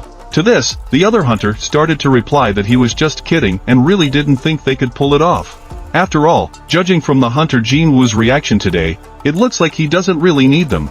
But the leader didn't like it, and started telling his comrade that according to him, since he had become an S-ranked hunter, the law didn't apply to him. But his comrade apologized to him, but the leader still started to say that if he can clear entire dungeons with his soldiers, then the rules are the same for everyone, and to start a raid, you need to gather a group of several people, and everyone, including the hunter, must comply with it. After all, everyone knows such obvious things. But his comrade started saying that it's a good idea, and they can provide him with men and he them with his power. And it's a win-win. But the leader thought the same way and realized that if they really did this, what would others think of them? Suddenly the idea came to them that they could say it was support, that they just wanted to support him. At this time, it was raining a huge rain outside. And after this incident in the school, all the parents started to gather near the entrance of the school and wanted to personally check what had happened, because their children were in the school at that time. And some mourned for those who were carried out on stretchers. At that time, Hunter Jean was riding in the car with the president of the association, and he began to tell the hunter that the 213 students who had escaped from the school at the beginning of the incident were now safe, and 10 students had been safely rescued. And the rest, if they had reacted immediately, it might have been avoided. He starts giving his phone to the hunter and says that over the past 6 months, the village has seen an increase in new dungeons appearing. And below are the statistics for the whole world, and as he can see the number of new ones is growing exponentially. But that wasn't the strangest thing, as there are more and more people who want to know the level of their awakened abilities. At the same time, the number of hunters who can resist the strongest monsters is growing. And it seems as if some system is trying to balance everything out. Jean realized that something was beginning to change in their world, and he began to ask the president of the association about Japan, America, China, France, England, Germany, and even distant Central Asia. The president of the association began to give the hunter the data of those countries that wished to officially make contact with him, and he was already sure that among them there were already those who had done so unofficially. The president of the association began to say that the association had no right to stop them. According to their request, they were merely protecting information about him. And of course, he understands very well that everything depends on his decision, but he is afraid that if he wants to leave the country in the current situation, it will be difficult for him to adapt. After a long conversation, they soon arrived at the hospital where the sister was, and as soon as the hunter started to get out of the car, the president of the association told him that they would try to provide him with everything he needed. Correct the text for errors and say, could he not have officially stayed in South Korea by incorporating into their country? There are 10 registered hunters and 3 of them are already lost, an association and 2 have died at the hands of monsters in America. They can't stay away anymore, so he started to ask that they, at least this time, play a part in their fate. At the end, the president of the association asked the hunter what he ultimately wanted. Jinwoo answered him that in that case, he would allow him to enter the dungeon at the top of the mountain alone. The association president started to tell him that if he understood correctly, he wanted him to remove the restriction on the minimum number of people in the group. Jinwoo replied to him that that was correct, and the president started to say that this restriction was made to at least keep the hunters a little safer, because during the raid each of them risked losing their lives, and he still wanted him to remove the restrictions. Suddenly, the president realized that the reason why he created the guild was to mop up the dungeon himself. Jinwoo asked the association president if they were willing to fulfill his request. The president of the association realized that he was a one-man army and began to say that of course it was difficult but not impossible, and he would do his best. At the same time, one of the videographers started telling the reporter that she did a great job. She thanked him, and at that moment the phone in her hand started ringing. It was her brother, who started asking her if she wanted to join their guild, and instead of sitting in their father's guild department out of sight, why don't she move over to them and enjoy the freedom? But she didn't understand why all of a sudden he brought it up. And by the way, does he know that Jinhee is going back to Korea? Jinho replied that he knows. After all, why shouldn't he know about it? After all, she is his own sister. The truth is, she's now more concerned about the fact that they lack one more person to form a full guild. And his sister has started saying that he's now trying to lure her into a guild that isn't even registered yet. He's sure he hasn't messed with some strange type who's trying to scam him, but Jinho started telling her that if she knew who this strange type was, she'd be very surprised. She asked who the strange type was. A little while later, Jinwoo stood with a surprised face and started to say that this was the very person he was talking to. Jinho started telling him to meet Suan, his cousin who was a rank hunter. But Suan started to take off her mask and was very surprised, because she saw the hunter Jinwoo in front of her. But Jinho started to tell her why she was surprised, because she is a celebrity herself. But Jinwoo started to wonder if this girl is really a hunter. She said that she couldn't believe that she had a chance to meet a hunter who suddenly appeared at Lee Min-sung's press conference and immediately disappeared. But Jinwoo started to sit down on the couch and thought about the fact that Jinho is a D-rank hunter and his sister is an A-rank hunter, and maybe awakened abilities are somehow passed down on a genetic level. And there seemed to be such cases amongst siblings. Besides, as far as he knew, his father was also a hunter. And he started telling that girl that he hoped Jinho had already told her the details, and she replied that he had. He told her that they needed another member to form a guild, and Jinwoo started to ask if she was really okay with her joining them so that she wouldn't get too much public attention later on. But she replied that it was fine, it was always better than being at the beck and call of Eugene Sung, who was her own brother and known for his bad temper. Suddenly, this girl started asking Jinwoo if he would be okay with her taking a picture with him to update her social media account. At this time, there was a question in the Hunter Association about what he wanted to do with the Shadow Soldiers who were members of the battle group. And he understood the damage all of this could cause. But Jinwoo had no sooner established the guild than there were already voicing their discontent. If it wasn't a privilege, he couldn't believe that the association, which had always been the epitome of honesty and integrity, was willing to go to such lengths for Hunter Jinwoo. He didn't like that the president was sitting silent, and he wanted to hear at least something from him. But the president of the association answered him that he was right. It is indeed a privilege. And he took this opportunity to ask him one question: who would he send first if monsters came out of the dungeon one day, a group of 20 hunters or a group of 1 hunter? Jinwoo. Jinwoo recently moved into an apartment in the Hunters Guild area. Why did he choose to take an apartment that cost much more than the one he used to live in? After saying that, the man started to freak out, and soon he replied that he had no comment. After all, maybe the reason lies in the fact that he wants to secure himself. The president went on to say the same thing concerning the citizens. If they had a lot of money, they would go where it is safest. Right now, guilds from all over the world are trying to recruit Hunter Jinwoo if he thinks he'll choose to stay in Korea with that kind of money. The president decided to ask, otherwise, if they want a repeat of the situation with Wang Dongsu flying off to America and think such a privilege is unfair. He hopes they all know who will save their lives when the S-rank gate opens in Korea. But at that time, Huntress Cha was holding her phone in her hand and saw the social media post of that girl who posted about her first day in the Agen Guild. After that, she couldn't believe her eyes and started shaking, for she was very angry and her aura started a house. The next day, the hunters Jinwoo and his partner Jinho were standing near the gate, and they had never seen such a big gate before. But Jinwoo began to think that if his partner had seen such a big gate in the dungeon, he would have fainted long ago. After all, the gate was many times larger there.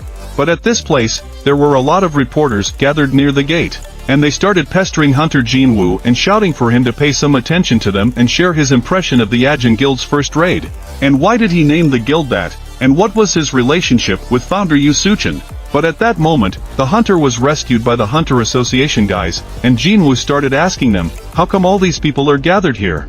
And they started to answer him that of course the association was carefully hiding their data. However, they never managed to keep the location of the dungeon secret from the media, and he should be more careful in his social media from now on. After all, because of that picture, everyone knew about this place. But suddenly, Jinho started asking his mentor how they would manage without the crystal mining and collecting squads. After all, it seems to him that it would only be more difficult that way. But Jinwoo started to tell him not to worry about it. After all, his shadows will go in their place. The man from the Hunter Association walked over to the shadow soldiers and started measuring their wounds with his device. He realized that they were all at higher ranks and were perfect for mopping up the dungeon. At the same time, he realized that those who doubted the chairman's decision were round idiots. When the inspection was complete, he began to take off his suit and explained that he was doing so for maximum safety to make sure they wouldn't be spotted by the monsters. The director asked him to personally escort them and supervise everything that was going on. He hoped that Hunter Jinwoo didn't mind, but she replied that she would only accompany them with his permission. A little while later, they were already inside. The brother and member of the Hunter Association watched with a surprised face as the shadow soldiers handled the rank A monster. They all attacked the monsters in this dungeon and tore them to pieces. He realized that they were considered quite strong warriors as well as skilled mages. Even experienced hunters have a pretty hard time with these monsters. But shadow wars that come in numbers, they don't even give them a break. When he turned his attention to Commander-in-Chief Igris, he realized that the latter was particularly good.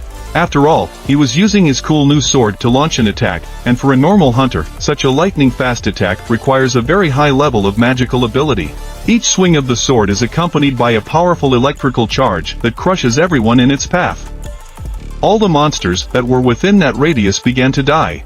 He looked at Jinwoo's shadow hunter soldier and realized that he was most likely ranked or even higher in level.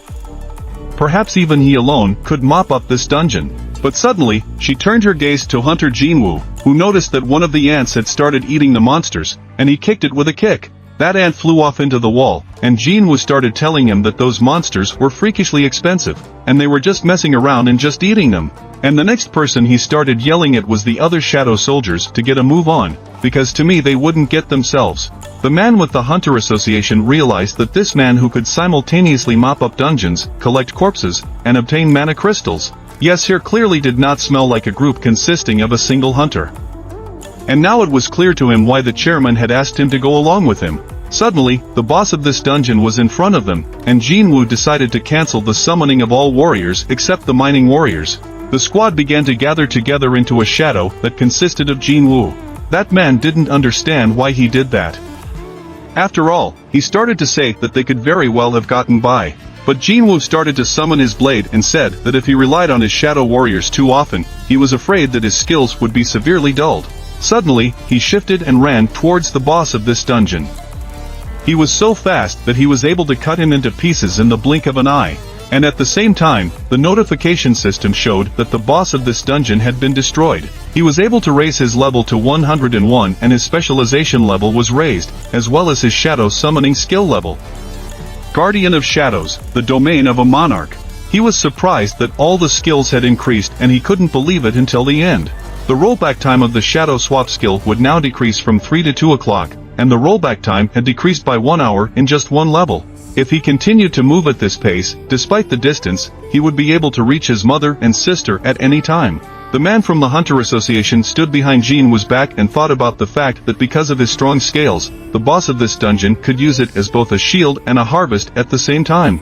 And this hunter had pierced it with some daggers.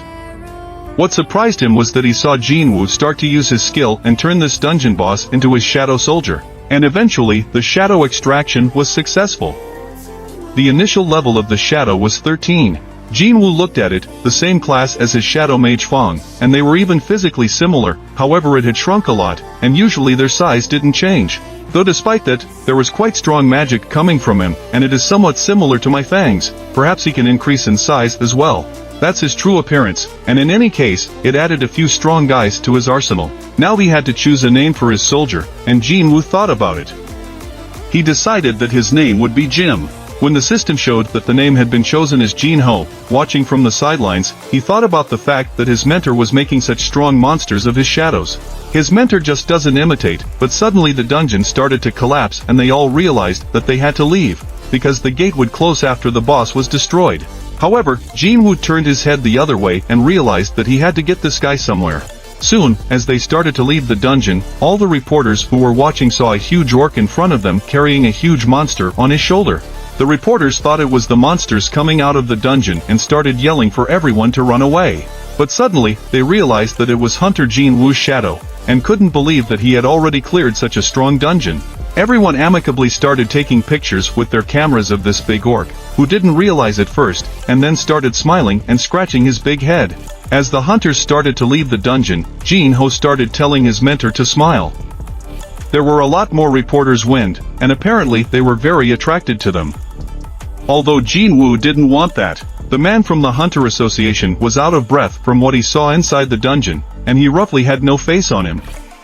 But a little later, he met with the president of the association. The president started to ask him that this wasn't the first raid he had been to, but from their story, even a veteran like him was very surprised by what he saw.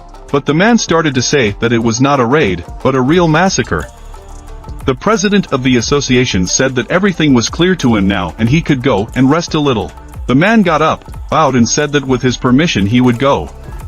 The president of the association stood up and started to walk towards the window, thinking about the fact that mopping up the dungeon, collecting corpses and mining crystals he was sorry to admit. But this was a one-man battle, and the guild was roughly speaking from one man. I am ultimately Jinwoo, and there is the guild. And yet, he didn't fail. Korea. No, rather, even in the entire world, the management of hunters might change a lot.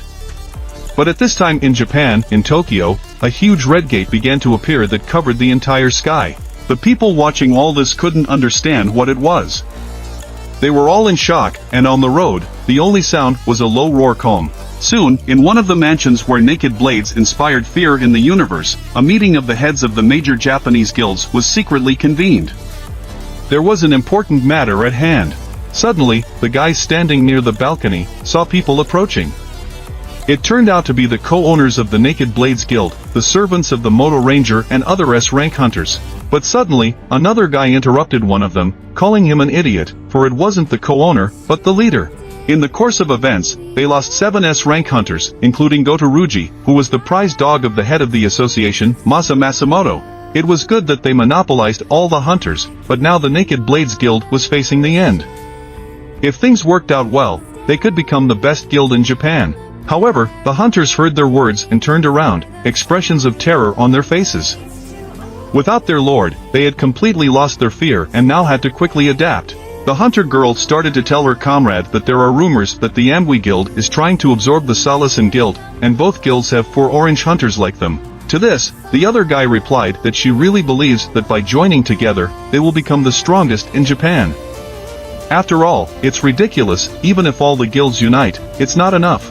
A little later, in one of the rooms, one of the men started shouting, "Why is the association silent, and why did a rank S dungeon appear right in the middle of it?" I don't consider the association's lack of response to be a normal state of affairs, and everyone here should honestly say what would happen if monsters came flying out of it. But one of the guys sitting at the table started to reply, "Even if all the S-rank hunters gather, they won't be enough for such a rank S dungeon. I suggest that all the national level hunters should be summoned." To this, another man with a scar on his face started saying that he was the prime minister and had gathered the heads of the largest guilds to ask them such stupid questions. The consequences would be comparable to the consequences from the crack that opened up on Shinju Island. But the man who was sitting across from him started to say that he was so pessimistic. Doesn't he have any plan, and why doesn't he intend to hire Thomas Andre? To this, the other men in the hall thought that they didn't have enough money to lure him here, and moreover, the mercenaries ready to be hired could be counted. All this because of the large number of new dungeons. And would there be any hunters who would be willing to help with a rank S dungeon?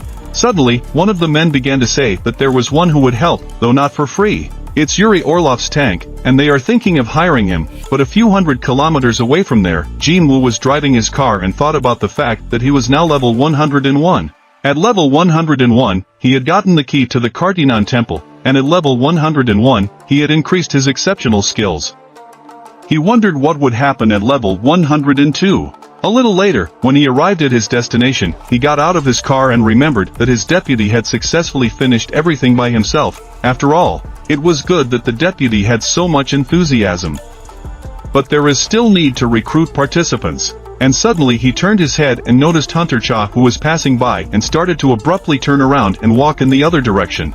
Jin-woo didn't stand still, and at the same moment, he moved right towards her.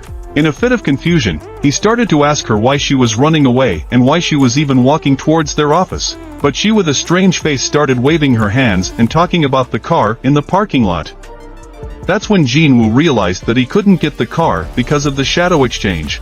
And as soon as he turned around, Huntress Cha started to say to him, "Could you spare some time for me?" All she had on her mind was wondering if she should ask something. There were pictures on social media, and she wondered what the new contestant meant. Why was she rejected and that girl was taken? After all, her rank was lower than S.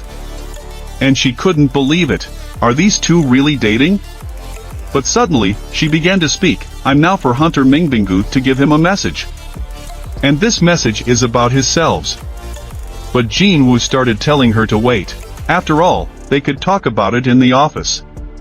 And once they were already inside the office, Hunter Cha first asked him who was in that office. But Jin-woo started to tell her that the deputy said he would stay at the scene. And he asked her what happened and how Hunter Min was able to give her the message. And she began to explain that she had heard a voice that day that said for her to relay those words.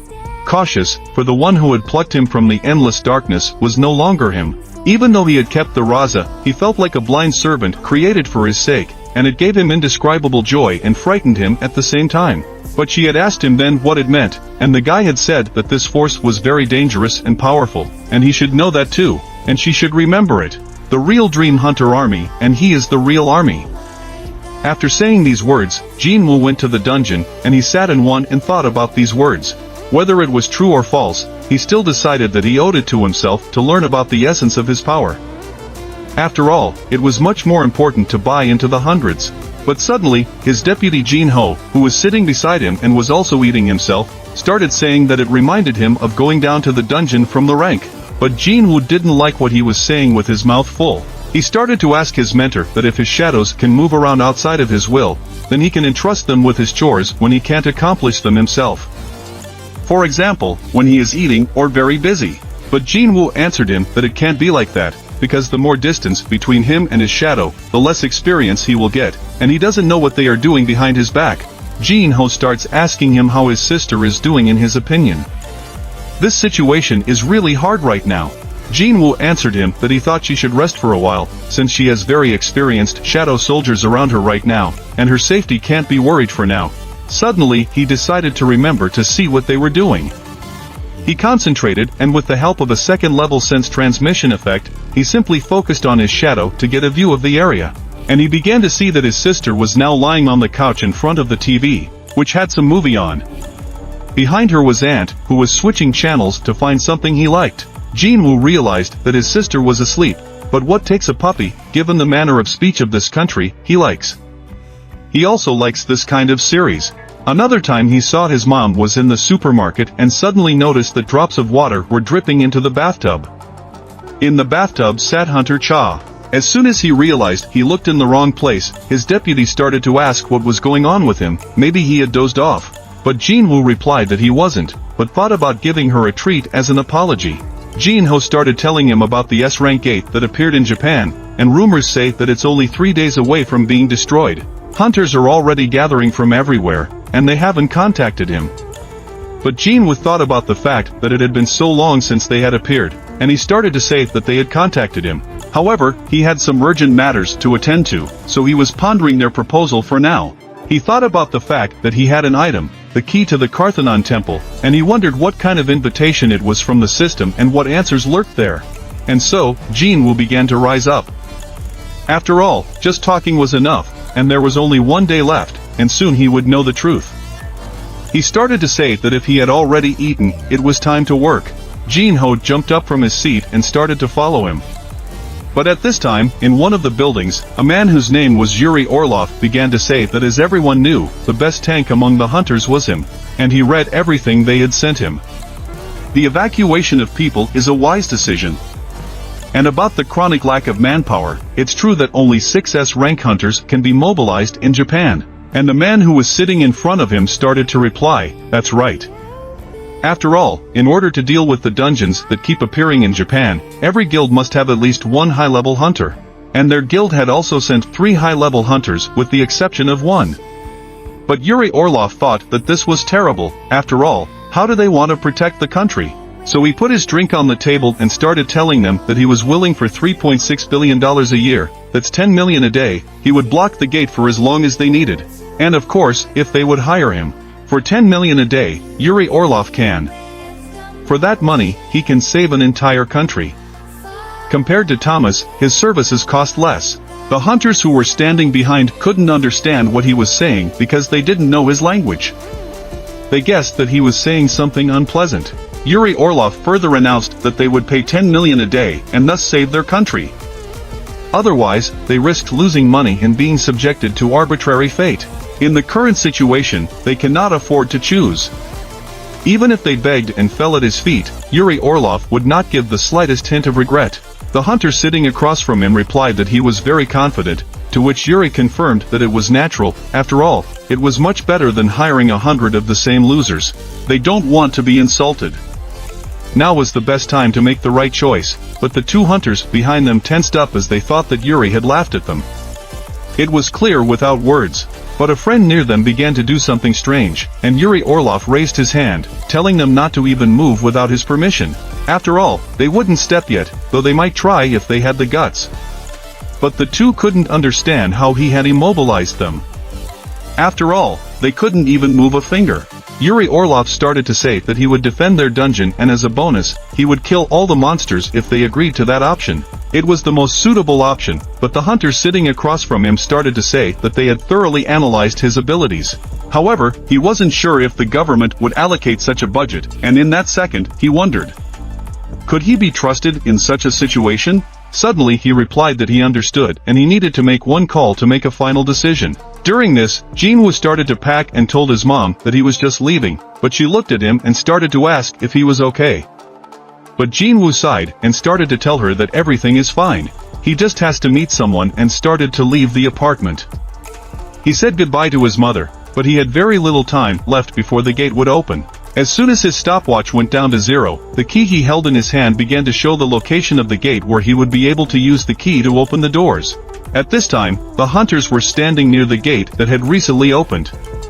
The girl who was watching all of this was pondering the fact that it was unbelievable. After all, 2 gates had opened at the same place at once. Luckily, the school was closed, but there were still schoolchildren snooping around. Suddenly the girl saw some strange man who started to approach them. She started telling him that it was forbidden to walk here. When he threw off his hood, she realized that it was the hunter Jin-woo. He immediately started asking the girl when the gate opened and she told him it was 3 days ago. This is when he realized that he was a complete fool, because no one had said that the dungeon would open after he knew its location. And since it had already been 3 days, it meant that someone had entered this dungeon. He realized that it was probably with the rank of the dungeon, and he wouldn't say the level was that high. He started asking the girl if the hunters had already entered there, and she told him that it was about 2 hours ago. He started telling her to stop the exploration immediately, but the girl didn't understand why. After all, the results of the exploration showed that this was a ranked dungeon. But Jin-woo insisted and kept saying that those hunters who went in there were in danger. If they didn't hurry up, they would all die. But she didn't understand what he meant, and she saw Jin-woo start to go into that dungeon and tell the others to just stand there and wait. But the girl still didn't understand why he had to say all this. After all, it was possible to just explain the whole situation. But Jin-woo told her that they probably didn't have time. And as soon as he went inside the dungeon, the hunters who had entered before stood in front of the big door and realized that it was the boss's room. But they didn't understand why it was closed, and they started thinking about what they should do, since even magic wouldn't help here. Some of the hunters suggested to just leave, but Jinwoo, who had arrived in time, began to tell them that it was a trap. The hunters were startled by his sudden appearance and started asking him questions.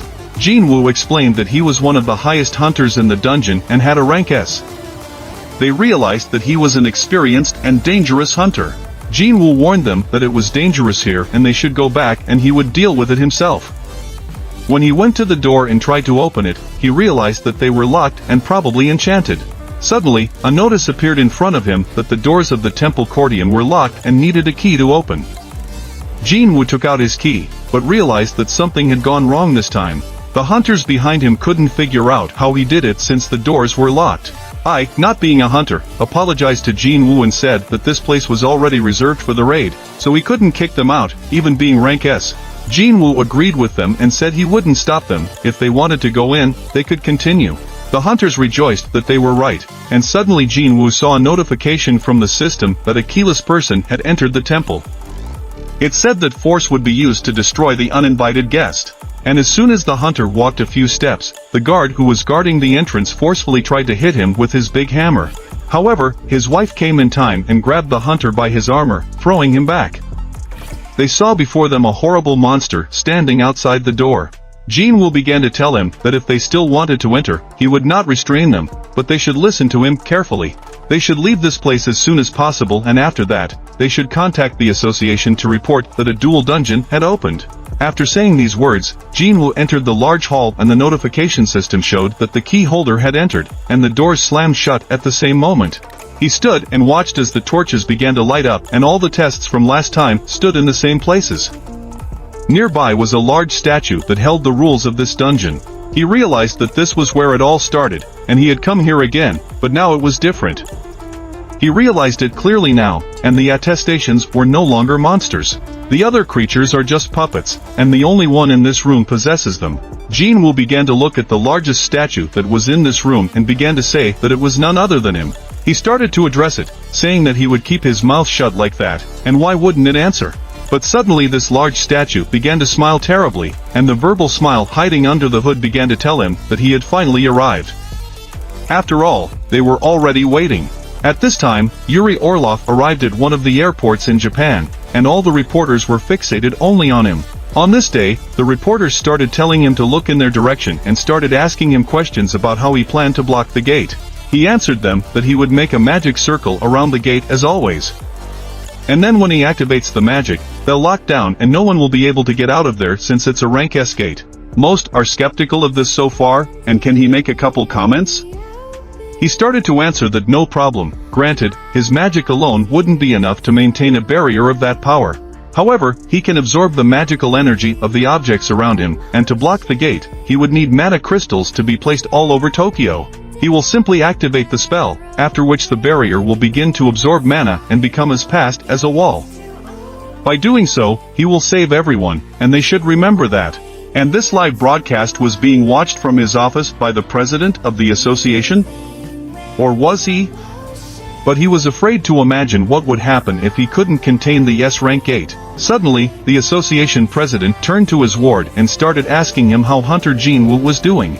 To which the latter replied that he was currently protecting a dungeon in the Seoul area, and he held out a list of the dungeon to the association president that was available upon Ajin Guild's request. But he was afraid that there might be some disagreements with the White Tiger, Hunters, and Reapers guilds because of this. But it was hard for the president of the association to believe that a small guild consisting of just one person could become on par with the larger guilds. After all, it was so ridiculous that it even made one want to cry. His assistant was in complete agreement with his words. But the president wondered what they needed it for. But the underling replied that he didn't know anything. They were only asked to make sure that no one entered the territory of the gate for a week. But the president of the association realized that there should be no problem with that. Suddenly the assistant's phone rang and he asked the president of the association if he could step aside for a moment. But the president replied that he could go for 2 minutes, because he had an appointment. So he would go too. And as soon as he picked up the phone, they started telling him that they had received an urgent message from the raid site and their presence was required. And if he remembers where that school where the orcs recently appeared is now, at first glance there's nothing much there. But they say that a double dungeon opened up in the nasty hall of that school, and also the hunter Jinwoo went in there alone. Hunter Jinwoo was already in that dungeon, and he looked at the terrifying statue that started to rise, and 6 large stone wings appeared from it. He saw the large stone slab that had the rules of the Kartinan temple written on it start to break in the hands of that statue. Until that moment, he had turned to the hunter who had finally come to him. But Jinwoo saw the stone slab just split open, and he began to say that it seemed that the rules that were inscribed on it originally didn't make sense. However, the creator began to answer him that it wasn't that simple at all. Now those rules really weren't needed, and Jinwoo began to ask the creator why he had called him here. And the creator replied that that was exactly what it was, but the hunter was interested in the fact that whether he was a monster or not. The creator answered him that he had asked his question wrong, and instead of asking who is he, it was better to ask who are you. And as soon as he clapped his stone palms together, all the stats that were in this room began to move. Now the final test would begin. If he could endure it, he would learn everything about himself, and that would be his parting gift. But Jinwoo started to summon his shadow soldiers, but the creator snapped his stone fingers and told him that it wouldn't work that way. After all, they are in an exam and all class skills have been blocked. After all, this test is only for him and the creator is not interested in his loyal subjects. Jinwoo started to see a notification from the system that buying potions from the store was forbidden, and healing by leveling up the daily task was impossible. Jinwoo stood at the same spot and began to reflect on the fact that he didn't even think that the trump he had so carefully hidden would become useless in an instant. But those statues that were approaching him didn't wait and began to attack him immediately. However, Jinwoo realized that the inventory he had could be used for his own purposes. He decided that he could handle it on his own. When one of the guards hit him with his large sword, Jinwoo blocked the blow and used his strength to shatter it, and he used the piece he had in his hands without hesitation and threw it back at that guard's head. The guard who was standing didn't realize what had hit his head. But Jinwoo didn't wait, and at this moment, he jumped up and used his foot to strike the piece of that stone sword that was stuck in the guard's head. By doing so, he knocked him to the ground. However, the other guard who was standing nearby also immediately attacked the hunter. But Jinwoo was very fast and blocked his strike using his Greeks. He cut his large weapon in half. He then jumped away from the first guard and started moving behind the back of the second guard. Using the blades he had in his hands, he began to attack and stuck them into the back of that huge guard's head. But that wasn't all. The next guards who were standing nearby began to use their stone bows and shoot towards the hunter, but all their arrows were in vain as Jinwoo repelled them. Jinwoo saw a huge arrow piece flying in the air. He promptly propped up the arrow and kicked with maximum force, deflecting it towards the archer. The arrow crashed into the archer's head with incredible force, tearing off a piece of his stone head. Jinwoo had been waiting for this moment as if he had only lived for this. He started dismembering all the stone guards, but the creator who was watching couldn't believe that Jinwoo had reached this level of development. He realized that Jinwoo had actually become stronger. Jinwoo, while blocking the guards' attacks, began to see more and more clearly all the movements of the statues that were impossible to grasp before. They were strong, but he would be able to defeat them. The creatures floating in the air and watching all of this began to tell themselves that he had really grown. However, they weren't finished yet, and suddenly, Jinwoo felt that the danger had increased. The largest stone statue in the room began to stand up, and the creator told him that it was time to chant God. A little later, a few hundred kilometers away from Jinwoo's battle with the creator in the Hunter Association, the president of the association met with the chairman of the Japanese Association. The latter began to hold out a memorandum to him that had a text written on it stating that they were giving up all the crystals from the island in favor of South Korea. However, the president of the association did not fully understand why they wanted to do this. But the president of the Japan Association began to say that they would like to hire Hunter Jinwoo in return. At this moment, a smile appeared on the association president's face and he replied to him that unfortunately this hunter did not belong to the association. But the chairman knew that it was only through them that they could contact him, and he wasn't asking for them to force him to do anything. After all, he just wanted to talk. But the president of the association thought about the fact that and only for that, they were willing to pay such a price. And it seems that with the death of God Oruji, they had no hunters left at all to hold back the S-rank 8. Considering how much Jinwoo's services cost, it's not a bad deal. But the president of the association pushed that sheet back and started telling him that he would like to talk to him alone without interpreters. But the chairman couldn't believe that the president of the association knew Japanese, and he replied that when he was a child, his father had run his own business in Japan. And as soon as everyone left that room and the doors were closed, the president of the association began to tell the chairman that if he was up to something again, he had better drop the idea at once. But the chairman didn't understand what the president of the association was saying. But the president went on to say that rumors had reached him that they were now in a rather strained relationship with the nude blades. But the chairman at this point jumped up and started raising his tone at the association president. This didn't stop the association president though, and he went on to say that nude blades had turned out to fund the association, and it wasn't hard to guess what was going on, because that's where it was originally going. Hand in hand with the Japanese association, but due to the death of Gotoruji, who had control over all the S-rank hunters, now they are not easy to manage, and the naked blades are now on the verge of collapse. And the rest of the guilds are busy mopping up the gates, and must be having a hard time. If monsters get out of that gate that opened in the middle of Tokyo, then all the responsibility will fall on the chairman's shoulders. The president of the association began to tell him that apparently Gotoruji was an outstanding hunter of their country. Although he didn't agree to this raid because of the best of intentions, it was their fault for taking Gato away from the naked blades. The chairman is responsible for splitting up the guilds and now not being able to control them. And he alone is responsible for trying to cheat back then. The chairman saw that the president of the association had placed a black box on the table that wasn't a real black box, the same one that was in the gear used by Ruji's team. At this point, he started to get very angry and told the chairman that since they thought he wouldn't find out about it. The chairman saw the atmosphere heating up and the president of the association was very angry. He continued to talk about what to do without even mentioning the crystals. We are talking about ordinary citizens. If they thought about what would become of them if these recordings were made public, the president of the association, because he was very angry, broke the transmitter and the table that was right between them. The president said there's some kind of heartless, fat leck out there and he doesn't need this. He's not going to get the whole country up in arms over one man's other intentions. After all, they can't risk their reputation and all its allies. They should thank Hunter Jin Woo for that.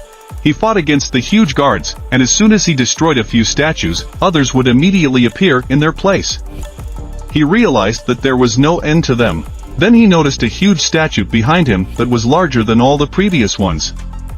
He realized that he wouldn't be able to dodge it. In desperation, he used the ruler's touch skill. The statues that were chasing him began to rise into the air thanks to this technique.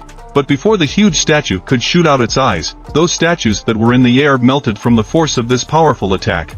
The notification system showed that his ruler's touch skill had reached its maximum level, and the ruler's power skill was now available to him.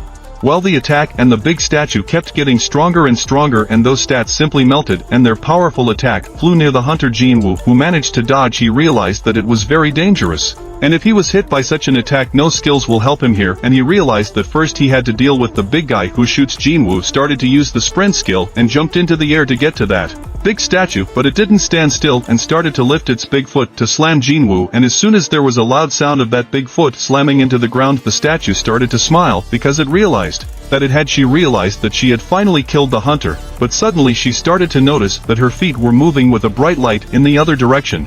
After a powerful impact, where there was smoke, Jinwoo began to appear, moving higher and higher with all his speed. He ran towards the statue, heading towards its head, and realized that it was attacking again with its large and powerful eyes. However, at this moment, Jinwoo began to combine sprint and lord power to get into the blind spot. And when the statue had already started firing its lasers, it was in the blind spot. Although the last strike wasn't delivered, Jinwoo realized that it was incredible as it almost didn't touch the statue. However, the effect of this combination was simply amazing, and he thought that if his skills were a little better, the result would have been even more impressive. Suddenly, the statue noticed the hunter standing on its shoulder, ready to deliver his crowning blow with the Chaos Blade. But as soon as the attack was over, Jinwoo realized that he had merely scratched him with a dagger that could cut through anything. He realized that since it didn't work, he would just break this statue. Jumping off the shoulder, he began to move towards the statue's face and noticed in the air that the slit in its face was the most suitable place. As he got closer to it, he hit the crack with force with a shout, "Now break it! Damn you, creator!" Still watching what was happening, the creator knew that he wouldn't be able to resist it, but Jinwoo's attack was incredible, and the huge statue began to fly aside. For he had decided to show the full power of his 103rd level. After a loud and violent impact, the statue finally lost its balance and began to fall to the ground. As soon as it fell, a loud echo resounded in the room. Jinwoo was already on Earth, and the guards that were there as well began to notice him and run to destroy him. But Jinwoo was unwilling to stop. He began to use his Power Lord abilities, and all the statues began to fall to the ground as if gravity was against them. Naturally, the guards' methods were useless, and Jinwoo clenched his fist, realizing that he had become much stronger. The creator who was watching all of this started clapping his hands and telling him that it was commendable. Jinwoo decided that he should now tell everything as he had promised, but lo and behold, the creator answered him that the exam, after all, had Jinwoo forgotten about him. And at this moment, the emergency quest and the last test were revealed. It was the creator, and Jinwoo began to read what the notification system was showing. His heart would stop if he couldn't overpower the opponents within a certain time, and the remaining time was 10 minutes. At that moment, just as the meter started going, Jinwoo asked him a question and asked him who he was, but the creator told him that he had already told him that it was a stupid question. But suddenly his mask began to crumble on his face and he decided to answer that question that he was the creator of the system. Outside the gate, the hunters from the association arrived. As soon as they approached the gate, the girl who was waiting for them began to tell them to come to her as soon as possible. At the head of the association was the inspector, who was pondering how they had managed to gather the 7 best hunters available at the moment so quickly. He feared, however, that it might not be enough to help Hunter Jean. The boys had only been brought in for backup. As the inspector got even closer to the gate, he began to feel a strange energy, not realizing what it was. He began to tell the other hunters about his sensations and asked if they felt something similar, like an icy shower. The aura enveloping him was a terrible magic to him. He began to turn around and ask the others if any of the larger ranked hunters were around. He was told that the Hunters Guild was holding a raid today and there were 2 S-rank hunters participating. The inspector began to tell them to send an urgent message immediately. "Have them get here immediately," he said.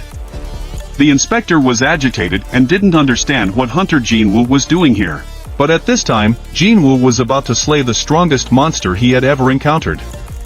With a terrifying might in front of him, the monster creator instantly turned its wings into 6 arms.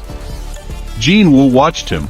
However, in the same second, he did not notice the creator disappeared from his sight and then suddenly attacked Jinwoo. He was so fast that he threw a strong punch, which made Jinwoo fly off to the side. Jinwoo crashed into the wall behind him, and the blow was so strong that he began to bleed. However, it didn't take long for the creator to get hurt and immediately continued to attack. But Jinwoo was already prepared for it and began to dodge his swift attacks. In an instant, Jinwoo was able to block all of his attacks, and the creator was very surprised by this, for he realized that Jinwoo had surpassed all of his expectations. And at the same moment, the creator struck Jinwoo's face with his large hand. Soon after, he began to smile eerily, but Jinwoo didn't want to stop either. He moved furiously and punched the creator back with all his might. From the impact, the creator flew off to the side. When he stopped, he began to say that it was unbelievable, because he didn't think he would be so excited about fighting a human.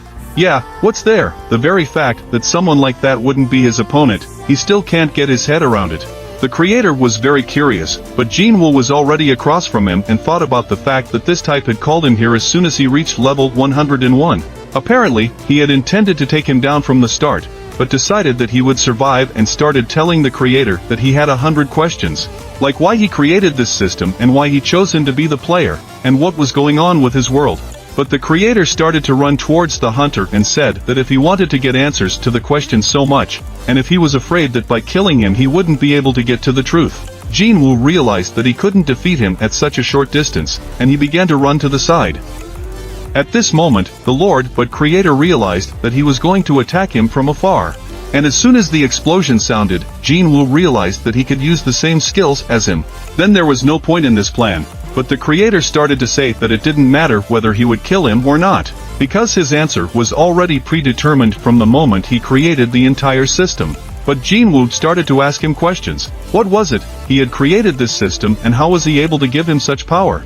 But the Creator answered him that he wasn't the one who chose him, for he didn't like him at all back then. He had only created and started the system to develop the player. Jinwoo looked at the timer and realized that he had almost no time left now. And the creator was already in the air at this moment and began to say that until the timer counted down the last few minutes until his death, he would fight him at full strength. And as soon as the creator began to strike with the items he had picked up, Jinwoo felt something and eventually realized that he could feel again, and now he would succeed.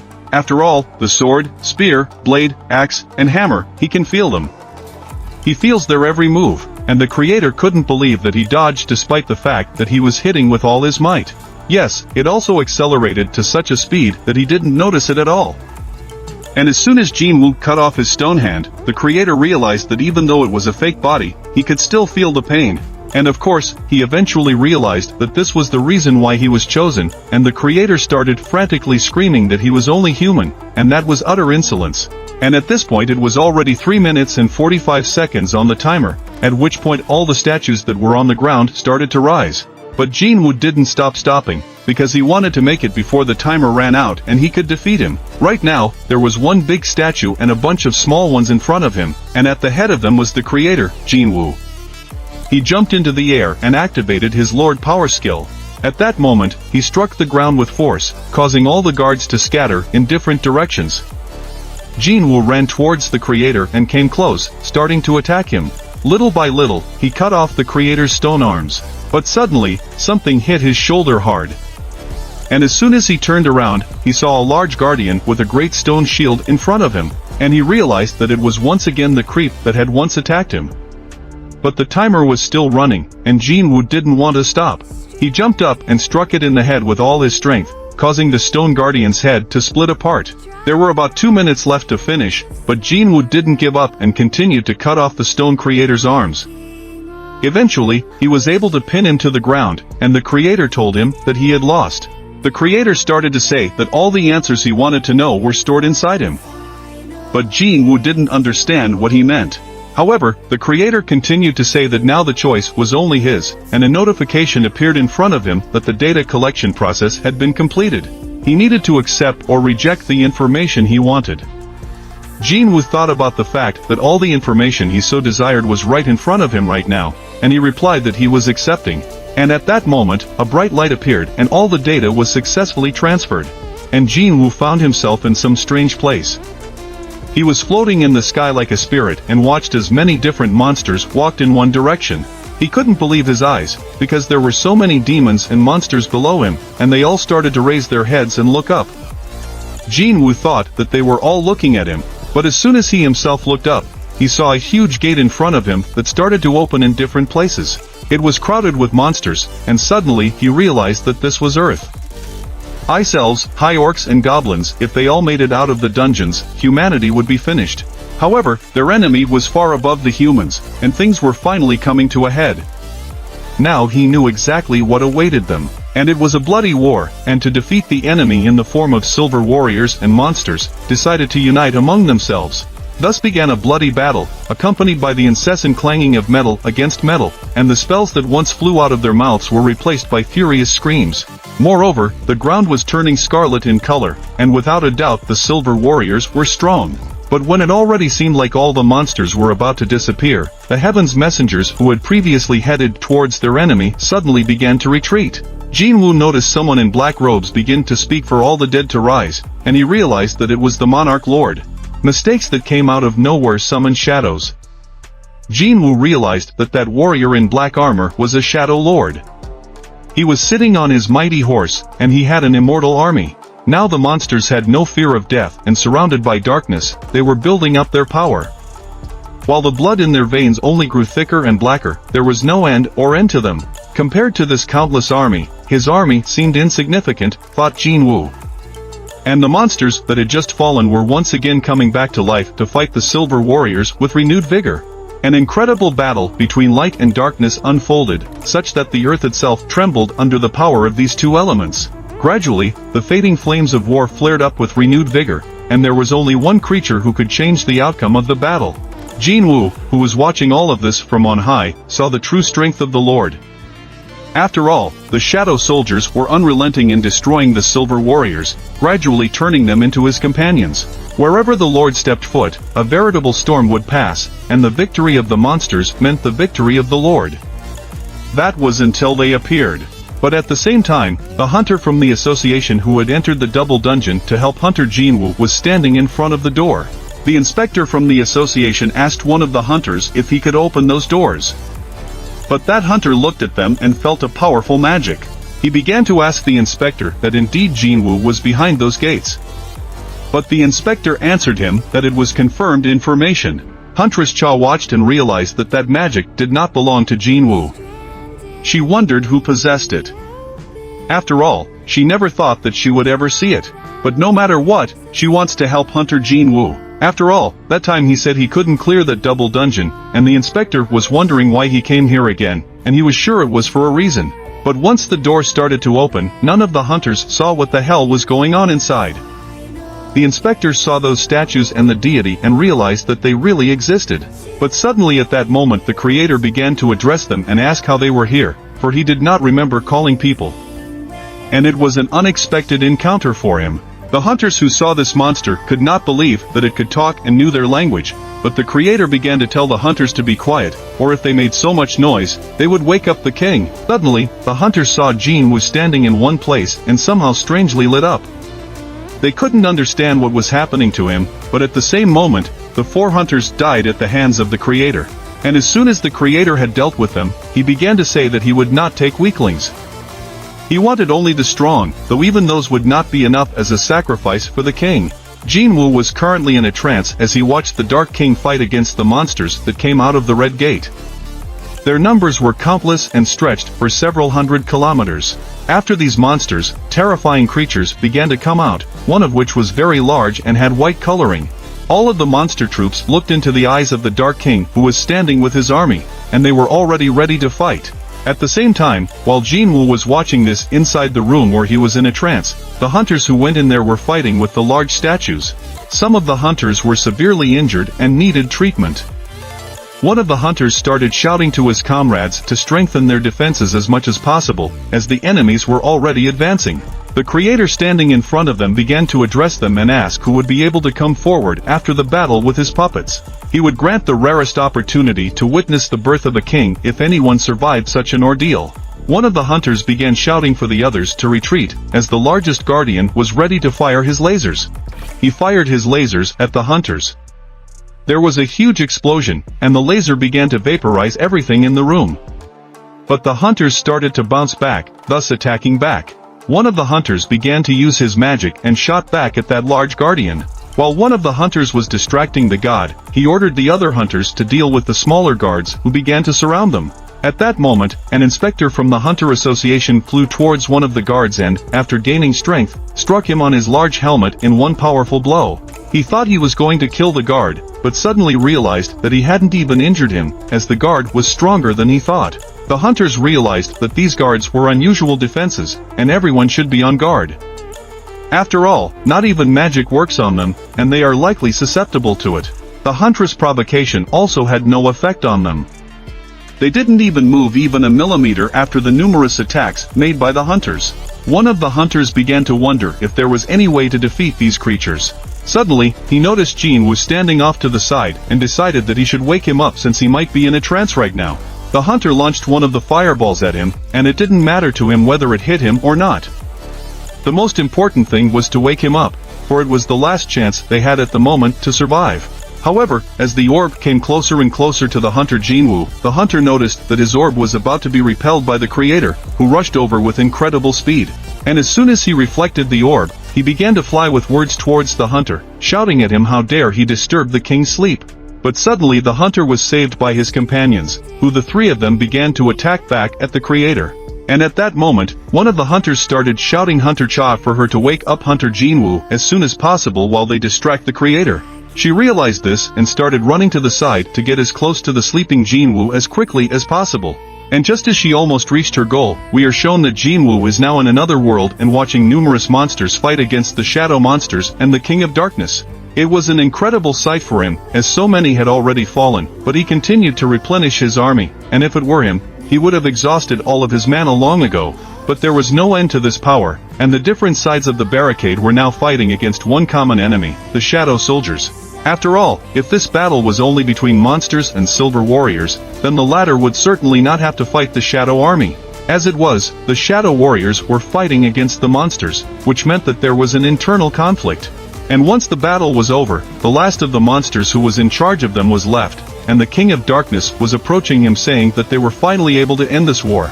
He began to ask him why he had betrayed him, but that monster replied that it was a great pity since he wanted to kill him so badly. However, the King of Darkness asked again why he craved it, and that monster began to laugh furiously and speak in some incomprehensible language.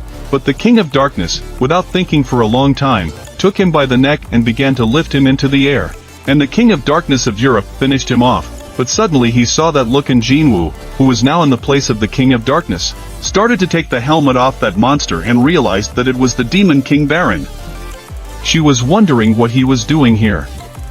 Suddenly, Jinwoo looked at her hands, which were stained with the monster's blood. Suddenly, he didn't realize what was happening. After all, he hadn't noticed it before. One of his hands began to touch his chest and he realized that he currently had two hearts, one human and the other dark heart, from which came an incredible power. And as soon as he raised his head, he saw silver knights flying in the sky in front of him. And at that moment, the data download was complete. The creator who was standing in front of the huntress sneered and started telling her that she was a very interesting person. He would even say she was funny. Let her try to surprise me again, he thought. The huntress decided to demonstrate her sword dancing skill and the creator liked it. He smiled and began to fight her. However, this battle did not last long. Suddenly, he wounded her shoulder and began to say that this was all she was capable of. This came as a great disappointment to him as he thought that she was just as boring and uninteresting as all the other people. Now all of them must clearly follow his planned scenario, for the hunters will not be able to stop the immortal creature. The creator kept saying that he seemed to have greatly overestimated the hunters who were trying to do anything at all against such big ferocious monsters.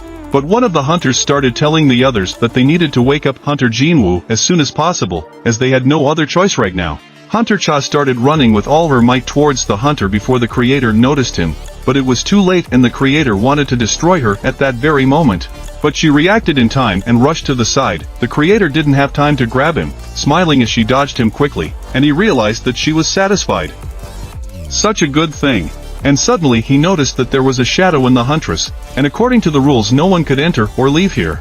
But it seems that the king had introduced one of his soldiers to her, and he started to ask him how they got here and what their relationship with Jinwoo was.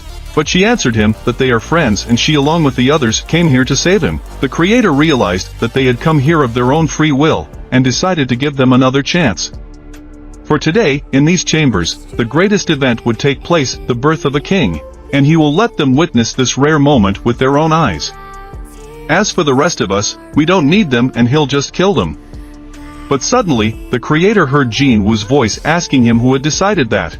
And as soon as the creator turned his head, he saw Jinwoo punch him in the face with all his might, causing him to fly off to the side. And he started to say what he had done to him.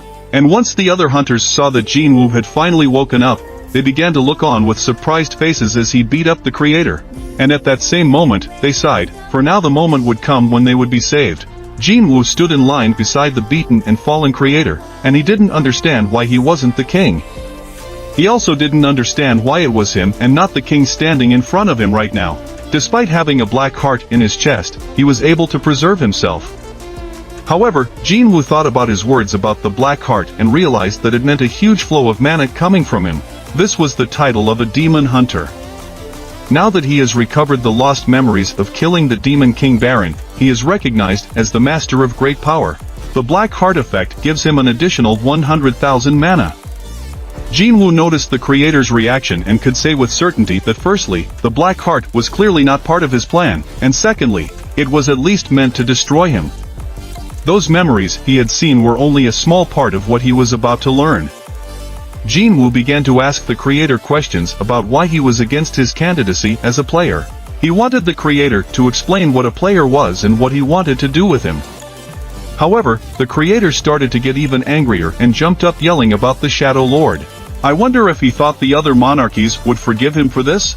But Jinwoo began to act more seriously, and near his body, large blades began to appear from the portals, heading towards the creator.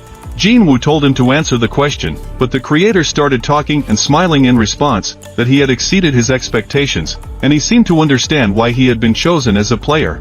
It was at this point that the hunters noticed that the statues that were just standing there and watching began to move. The creator began to say that if he killed him, he would be finished, because these statues would not stop, and suggested that Jinwoo should consider his actions. But Jinwoo started to tell him that if he could kill 2 birds with 1 stone, and the creator laughed after these words and started to say that if he killed him, the creator of the system, he would become an E-ring hunter again. But Jinwoo began to smile. He wondered, what if he killed the system creator who was already working? Nothing would happen to it, would it? He asked the question to the creator that was lying in front of him, but suddenly the creator wanted to log in and started saying that if he did so, he would die. However, the notification showed that the login for the system administrator was blocked, and he didn't understand why the system was reacting to him like that. In front of him was the real hunter Jinwoo, and he realized that the system was not using him by accident. It was a failure, but rather a pre-planned action. Then he decided to use the system and capture it. It seems that the creator's system is far from perfect. When the creators wanted to shout that he was a scum, Jinwoo cut him in half. And the last thing the creator said was about the appearance of pillars of fire that would rise into the sky, prophesying imminent death. But Jinwoo turned around and told him that no matter what, he would be ready for it. Outside the gate, where all the hunters who were guarding the entrance from the Hunter Association were standing, they realized that it had already been an hour since the members of the Hunter Guild had entered this dungeon. They were curious as to what was going on there. After all, if they entered it too, they would most likely be in trouble. But suddenly, they noticed that someone had started to return from this dungeon, and what they saw horrified them. The best members and strongest guilds of their country were in such a terrible state. They didn't understand what could have happened there. The inspector from the association began to tell the members if they could help them carry out the bodies of the dead hunters. Jinwoo, who was the last one to come out, pondered over the fact that it seems like that wasn't the creator's real body. It was somewhere else, and he still hadn't gotten any answers to his questions. But it didn't seem like he was going to tell him anything. And just as he started to move further away, the inspector who was at his back started telling him that almost 20 hunters above the mountains had died, and he was afraid to imagine what would have happened if those things had gotten out. The inspector asked Hunter Jinwoo, was he really able to stand up to them alone? But Jinwoo only thought that although he had asked the Bravo Guild to send a message to the association about the opening of the double dungeon, he didn't think that anyone would actually come to help. And in the end, so many people died. He started to tell the inspector that they only survived because of the members of the monitoring squad and the Hunters Guild. But the inspector started to reply to him that his department monitors all the activities of S-ranked hunters. However, he decided to ask the Hunters Guild for help, and this is how it turned out. Suddenly, the inspector started to ask Jinwoo how he knew that a double dungeon had opened here. But he heard back that it had called him here on its own because he had received a message that he needed to report here. But the inspector wanted to see the message with his own eyes, but Jinwoo began to tell him that the message, well, no, it was in his head, only he could see it. The inspector wasn't sure if he was joking. After all, so many people had died. But suddenly, Hunter Cha came up and asked Jinwoo if he was okay. He replied that he seemed fine, but suddenly he started leaning sideways, and as soon as he started to say that he might be a little tired, he collapsed on the ground, and everyone who was nearby started running over to him. At this time in Japan, a bunch of trucks were bringing magic crystals to a large portal that had recently opened. Yuri Orlov, who was a national-level hunter, was standing there watching it all. He saw that about 200,000 tons of magic crystals had arrived and decided to channel the energy of the magic crystals into a barrier that he would set up around the gate.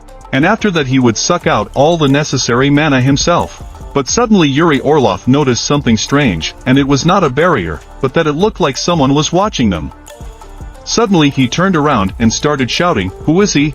Stop hiding, let him come outside." The man who was standing near him didn't understand if he really thought there was someone left here, because already tomorrow the gate would open. But Yuri Orlov answered him, "Who said it was a person?" But that man, Jinwoo, who was standing on one of the buildings, understood that this hunter was very well developed and realized that considering how he got his power, there was nothing strange about it. And anyway, it didn't matter so much now, he decided, because the show was starting and everything was going clearly according to the script. After all, this is how everything was predicted in that terrible tragedy. At this time, the hunters who were near the portal did not understand why the government had called soldiers here, because modern weapons are practically useless against monsters. But another hunter replied that if Yuri Orlov died, they would at least buy some time for the hunters to prepare for the attack. But the girl knew that they would still become cannon fodder. But the third hunter answered her that they were no different in that, it only proved how helpless humans were in the face of disaster. Yuri Orlov watched as he got closer and closer to the entrance of the portal, and it was great for him that there were a lot of magic crystals around. If everything went clearly according to plan, he would be able to clear this gate himself. He started to tell that guy that it would be great if he could be dubbed as the person who was able to clear the S-rank gate by himself. But unfortunately, there was already a more suitable hunter for that title. A man who was standing near Yuri Orlov saw him pull alcohol out of his pocket, to which Yuri Orlov replied that he needed to relieve some tension and he was toast and would give him a real show. Before he had a drink, he started asking the man how many top-rank hunters there were in total. To which the man replied that there were 15. Yuri Orlov began to say that this was a small crowd for him and asked where, in fact, the Americans were. Didn't they send hunters to help them? But the man started to say that another gate had opened in the world, and not just in Japan, but in the Gospel of India. And indeed, all over the world. Yuri Orlov realized that they were probably short of people right now, but suddenly the gate began to open, and at the same time, the eyes of Jinwoo, who was lying in a hospital bed, opened. And at this time, Jinho walked through the door and immediately started sobbing and asking his master why he was only waking up now. After all, they really thought he was dead, and he had been sleeping for 3 whole days. He was very worried about his mentor. But Jinwoo began to reflect on the fact that he had slept for 3 days, and it was because he was so well exhausted. And on top of that, it's been so long since he's had a proper rest. But more importantly, he can't forget what he saw back then. If he slept for 3 days, he abruptly asked Jinho what happened. But the latter didn't understand anything about what he was talking about. He was talking about the appearance of the S-rank dungeon in Japan, but Jinho turned away and started to tell him that as soon as the gate opened, huge giants started appearing there. No hunter could believe their eyes after seeing such a perversion. Usually there are bosses in dungeons above rank A, but for Yuri Orlov it was nothing. He started using his skills and yelling at the giants to attack, and all the magic crystals started to rise into the air. And a barrier started to appear that surrounded all the gates, and one of those monsters hit the barrier with his big axe. But Yuri Orlov started laughing and told him that he didn't think he would see such monsters from a dungeon of that rank, and he didn't believe that they would actually be able to break through his barrier. But suddenly some large hand began to appear in the gate, and at one moment an even more enormous giant appeared from that gate and pushed that smaller giant towards Yuri Orlov. He watched all this and could not understand what had happened, for his eyes were frightened by the fact that the big giant had cut his barrier in half with a single blow. Jinwoo eventually realized that the raid had failed. At this time, Jin's father, Ho, was sleeping in his office. When he woke up, one of his underlings came up to him and asked him how long he had slept. He replied that he had slept 23 hours and 46 minutes, and that if he had slept a little longer, he would have been taken to the hospital. He then proceeded to tell me that he had 2 pieces of news. The first piece of news was that one of the people who contracted the disease with Jin had awakened. It turned out to be the mother of Jinwoo's hunter. However, this was unbelievable to them, because they didn't realize that he could even cure such a disease. The second piece of news was that guests had arrived. Jinwoo and the girl who walked in the door started asking him how come he was sick.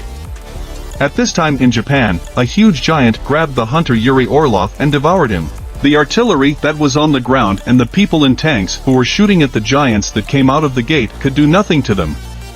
After all, they were so powerful that no shell could harm them. The hunters on the ground began to tell the people that these weapons were useless against magical monsters.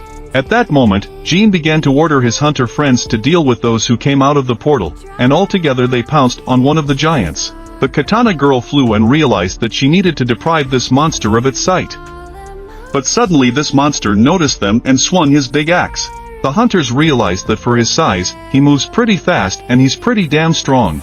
The reporters who were at the helicopter started broadcasting live from Tokyo and said that even from a bird's eye view they could see what a horrible spectacle was unfolding before their eyes. Gene watched it all from his home on TV and realized that it was like hell on earth. And now the whole world is waiting with a frozen heart for the outcome of this battle, where the hunters are trying their best to prevent disaster. If things continue in the same vein, there's a good chance that the Jeju Island incident will happen again. And then all of Asia could be in great danger. He wondered if he should intervene, but suddenly he heard his sister's voice coming from behind the door and started telling him to stay and not to go there. He asked her again, does she really want him to stay? But he heard her start to say that he would go anyway. But what she didn't expect was for him to get up out of his chair and start saying that he kind of wasn't going to, since so much had happened lately, to rest. He walked past her, stroked her head and told her she wasn't worried about it. A little later, he sat in a nearby park and summoned his shadow, which had a shoreline in it. He started to tell her what he had rewatched Korean doramas while he was looking after Gene. Maybe he shouldn't tell him since it was already clear? He asked her how his sister was doing, to which she replied that it was nothing much, she was sleeping on her bed as usual. Gene realized that it seemed like that incident had traumatized her a lot, and in all the 4 years she had never tried to put it down yet. He didn't realize what he should do, but suddenly he saw some car approaching him. A little later, he was sitting in one of the buildings and started asking those people what they needed him to do. To which Jin Ho's father started telling him that his name was Yu Manhan and he was the chairman of Yujin Construction Company. At this moment, Jin Woo saw him holding out a check to him with the words that he was not the kind of person who believed that money could buy anything, much less a rank hunter like him. Therefore, his thoughts are completely pure. He hopes that the hunter will understand him. Jin Woo realized that it seems like today's conversation should remain just between the two of them, and from the looks of it, he wasn't going to replace him in his guild. So he began to ask what they wanted him to do. To which the man started to say that he actually has the same disease as his mother. Jin Woo started asking him if Jin Ho knew about it, to which the father replied that no, only 3 people knew about it, his wife, his attending physician, and his secretary. And apparently, he is now among them as well. He started to say that while they were looking for a cure for this disease, someone was found who was able to be cured of it. And to be honest, he's not sure if it's a matter of luck, because that person happened to be his mother. So he's right, and he needs something from him if he's going to help. He'll never forget his kindness, and Jin will realize that he might have to make a choice today. The battle in Japan was monstrous, and reporters who flew in a helicopter filmed the whole nightmare. They saw big giants tearing down buildings, ripping out trees, and it was as if these things wanted to wipe out all of humanity. What was even more horrible was that these monsters were eating people, and those in the helicopter realized that if they panicked and if they didn't touch them, they were in no danger, because they were now in the air. And they noticed that only that giant was the problem, and while the others were tearing down everything around them, the one alone was protecting the gate, as if he was waiting for someone or just guarding the entrance. But they didn't realize that. Why? But the cameraman started to say that it was certainly his guess, but it looked like it wasn't alive, and this giant was definitely breathing and even moving. But it felt like it had been programmed for another. The helicopter's passenger answered him that if it was that simple, he'd long ago gone blind from the impact of a regular shell, and they'd only destroyed 2 monsters the whole time. There were about 30 of them in total. They wondered how long it had been since they left the bunker, but the operator was keeping track of time and answered him that it had been about 2 days. It was still interesting how long they would be able to contain those monsters. After all, the city was gradually turning into ruins. But at this time, Jin Woo was in his office talking to Jin Ho. He was telling him that he wanted to go to Japan, but Jin Ho was against it and started talking about how he doesn't follow the news at all, as there is a horror happening there that surpasses what is happening in Jeju Island. He also said that he had never fought such huge monsters, but Jin Woo replied to him that he understood, but if things worked out, their guild could become famous. He continued to look at Jin Ho and couldn't believe that even someone who had always supported him was now doubting him. It seemed that the disaster was indeed of very serious proportions. However, Jin Ho suddenly realized everything and started saying that he would go with him since the Red Gate incident on Jeju Island and the Double Dungeon incident united them. He raised his hands, showed the picture and started crying that he wasn't there. Correct the text for errors, because he can only brag about working together with his mentor, and he's really scared to say it. But to the whole guild he started shouting that he's his hero and Jin Woo despite his tears. Didn't expect to hear that from the rich kid's mouth. Jin Ho started telling him that this is why he wants to help him wherever he goes and started asking him to take him along. But Jin Ho started to question him. After all, he kind of talked him out of it and now he wants to go there himself and asked him one last time, not exactly the same thing. Now they are talking and Jinho said with a serious face that he trusts his mentor and if he thinks it's best, then it is. But Jinwoo got up and started to leave and lastly told him that he was joking, because what the hell does he care about Japan? And lastly he said that was it for today, because they had done a great job and it was time to rest. But as soon as he left the office, he reflected on the fact that he couldn't use his shadow soldiers then, but the creator was about the same level as him, 100. So, there were still those who could easily match his strength after all. The world is a big place, and somewhere, there's bound to be someone who can defeat him. And it's time to accept that he can't solve all the problems alone, because he's not a hero. As soon as Jinwoo opened the door, he told his mom that he was home. His mother, who looked out from around the corner, started telling him that she was happy to see him and offered to have dinner. When they sat down at the table, he asked where her sister was, but his mother replied that she said she had no appetite eating at the table. Jinwoo began to remember what he had told Jinho's father, that he couldn't help him. And when he asked him to at least tell him how his mother recovered, Jinwoo started to say that if he knew, he wouldn't keep quiet. If he knew the reason and wanted to make money from it, he would have done it long ago. And after saying that, he turned around and started to leave. As he walked down the elevator from the 28th floor, he thought about the fact that this was his father after all, and something was bothering him, but still he didn't know the man. What kind of man was he, and what was his purpose? Maybe he wasn't sick at all, but was plotting something. After all, the amount of holy water of life was limited, so he should use it wisely. The offer was unexpected, but it didn't interest him, and he realized that since he had to make a choice, he would make it now. He started to tell his mom that he would be right back, for he realized that there were those who were stronger than him, but that didn't mean he should stop there. So now he has to go there, and he has to fight those monsters. But his mother, at this moment, while she was washing the dishes, started to say what happened, that his father was also running brokenly to the challenge, even while eating, and she will help him to get ready. And at this time, the sister heard their conversation, and she could not hold back her tears, covered her face with a blanket. She was lying in her room when suddenly she heard someone open the door and Jinwoo walked in. He asked her if she was asleep, to which she only nodded her head. He offered to talk to her, but she refused, saying she wanted to sleep. He didn't care and sat down beside her on the bed, not knowing where to start this conversation. He started to talk about how he had almost died recently. However, he suddenly realized he had said something wrong, turned to her and started talking again about what he wanted to say. He explained that this was a common thing for him, but this time he barely remembered, because it was too dangerous out there. Despite that, he survived and is grateful to fate for being able to go home despite all the obstacles. So this time he is also going to return. He reached out his hand and put it on his sister's head and told her that he was grateful to her for having her and for worrying about him, and wanted him to stay, but his sister started crying because she couldn't hold back the tears and started telling him that he was going to go there anyway. Jinwoo replied that he would come back, so she shouldn't cry because he would always look after his sister wherever he was. And the next day the president of the association wanted to make a statement, and a lot of reporters sat there with big cameras and filmed everything that was going on. What was in that room and when Jinwoo came out and told what he had in mind. After that, they shook hands with the president, the Hand Association. A few hours later, at the nearest airport, Jinho was carrying a large bag of equipment. He saw his mentor standing in front of him scratching his head. From this, he realized that his partner was running late. A little while later, Jinho and the Ajin Guild traveled to their dream where they could glorify their guild. The next day in Japan, many soldiers were evacuating civilians. One of the soldiers started to tell the doctors that they could not take all the wounded, only 3 or 4 people. But this man didn't understand why they couldn't, because there were still 10 patients left who couldn't move on their own. He began to explain that now was not the time to worry about those who already had one foot in the grave. The giants were walking everywhere and only death awaited them here. But that man couldn't abandon his patients, and his wife doted on protecting them at all costs, and the soldier began to say that since this is the case, he too will stay here. He couldn't leave the civilians and avoid it like the last coward.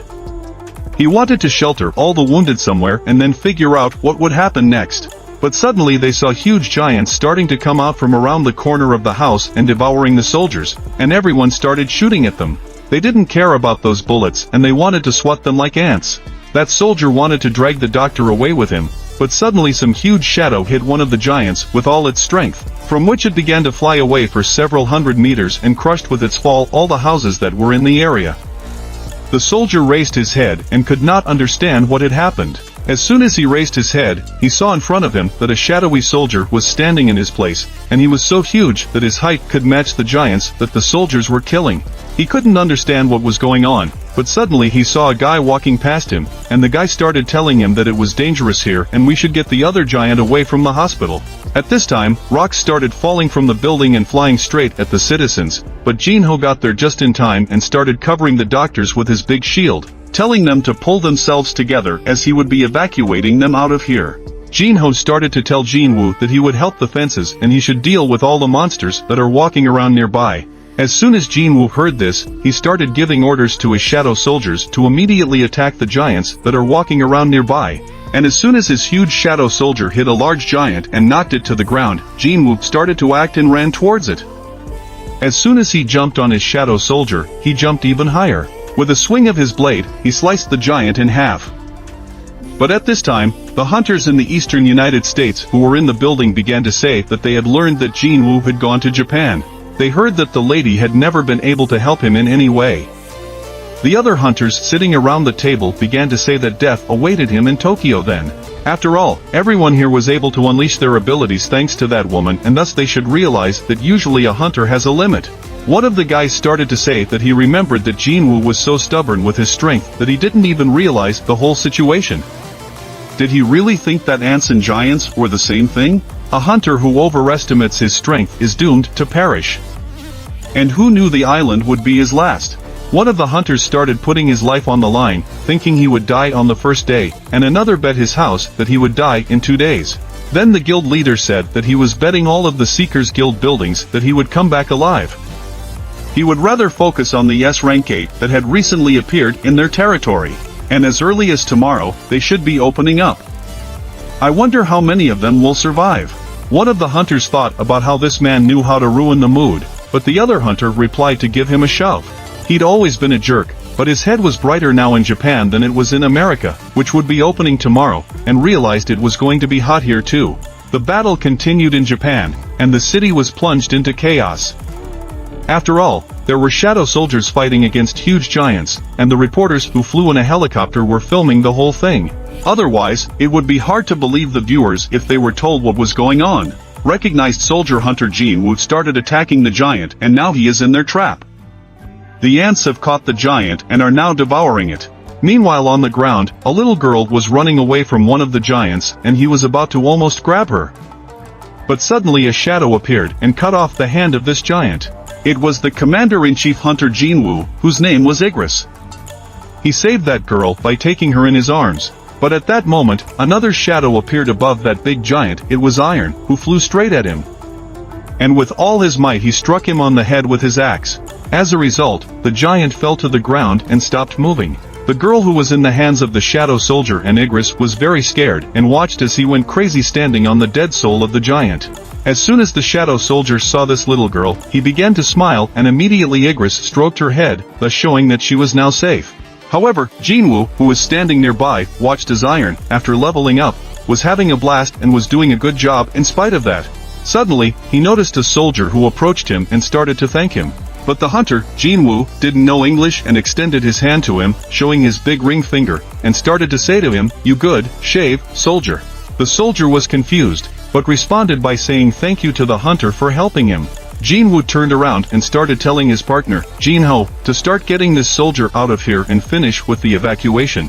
Once Jinho understood, he started to lead the soldier away, but Jinwoo realized that he was now ready to start the real show and started lifting the dead giant to turn him into a shadow soldier. While Jinwoo was busy turning giants into his soldiers, at this time in one publication, some men started calling their chairman and telling him that the return was successful and the giant's corpse had been discovered. But the chairman couldn't understand how this was possible, and suddenly when he looked at the surveillance camera he realized that Gato was right. And it was the same look he had seen at the airport when he had met countless hunters. But there was a lot of power in his gaze.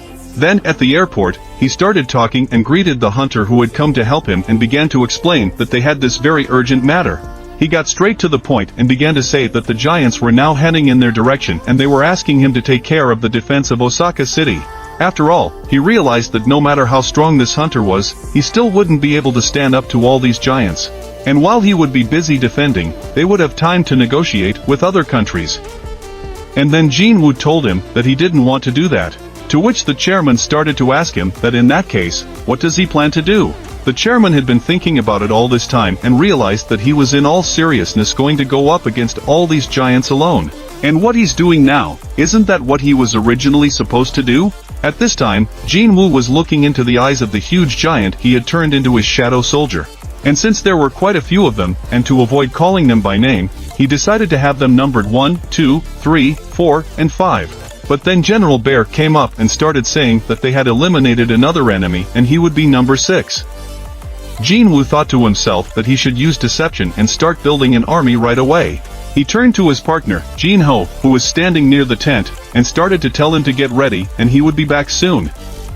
Jinwoo realized that it was easy. But the most important things would only begin now, and the shadow soldiers he had sent all over Japan helped the hunters take down the giants.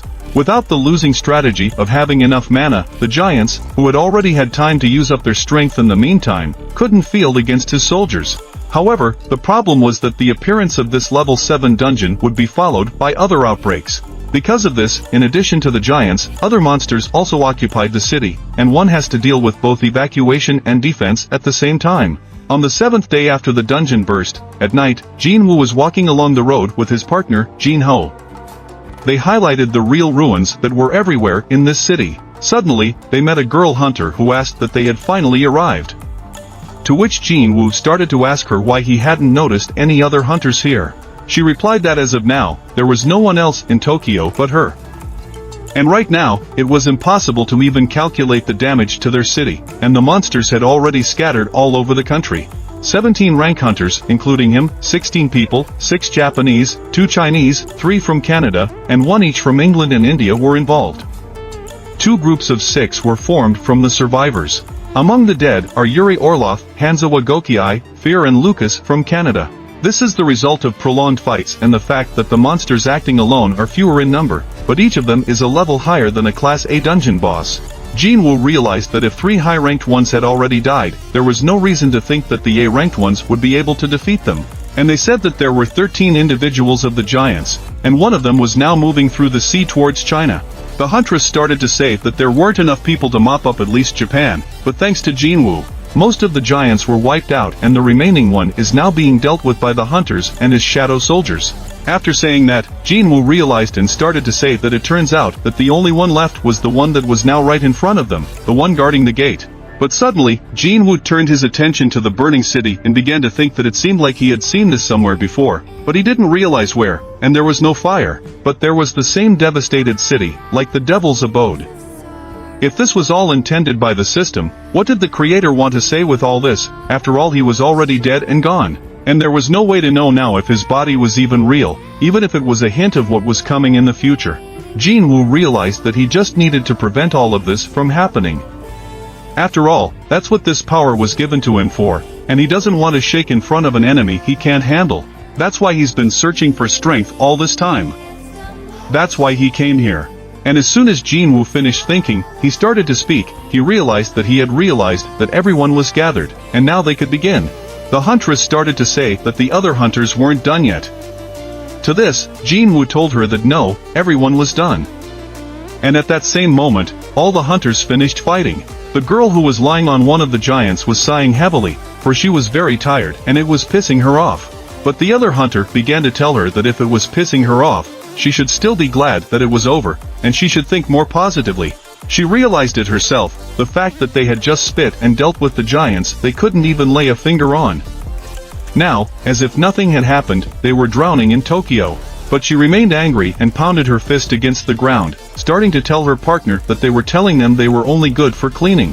And she was really pissed off at these summoned shadow soldiers that were all over the neighborhood watching this. Most of the shadow soldiers started to prepare for something bigger, and the huntress girl who was next to Jinwoo saw that there were many shadow soldiers gathered around her who were ready to fight. And the last one that came up in time and started flying from afar landed beside Jinwoo. It was General Bear, and Jinwoo turned around to him and began to say that he had finally arrived, for he had done a good job now. To which Bear thanked his king. Jinwoo began to tell Genho that he and Mrs. Hanakawa should move far away. As soon as they ran away to the side, Jinwoo called out to his 6 giants who were standing in front. And at that very second, Jinwoo ordered his army to go on the attack.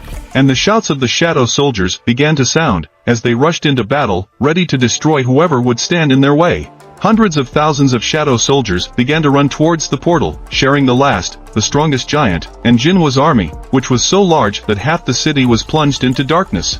And at that moment, this big giant, who had been sitting in the same place all the time, began to open his fierce and red eyes, for he saw that a huge enemy army was approaching him. And as soon as he swung his great sword, hundreds of shadow soldiers began to die. And at that very second, that giant began to move towards them, thus throwing them back hundreds of thousands of meters.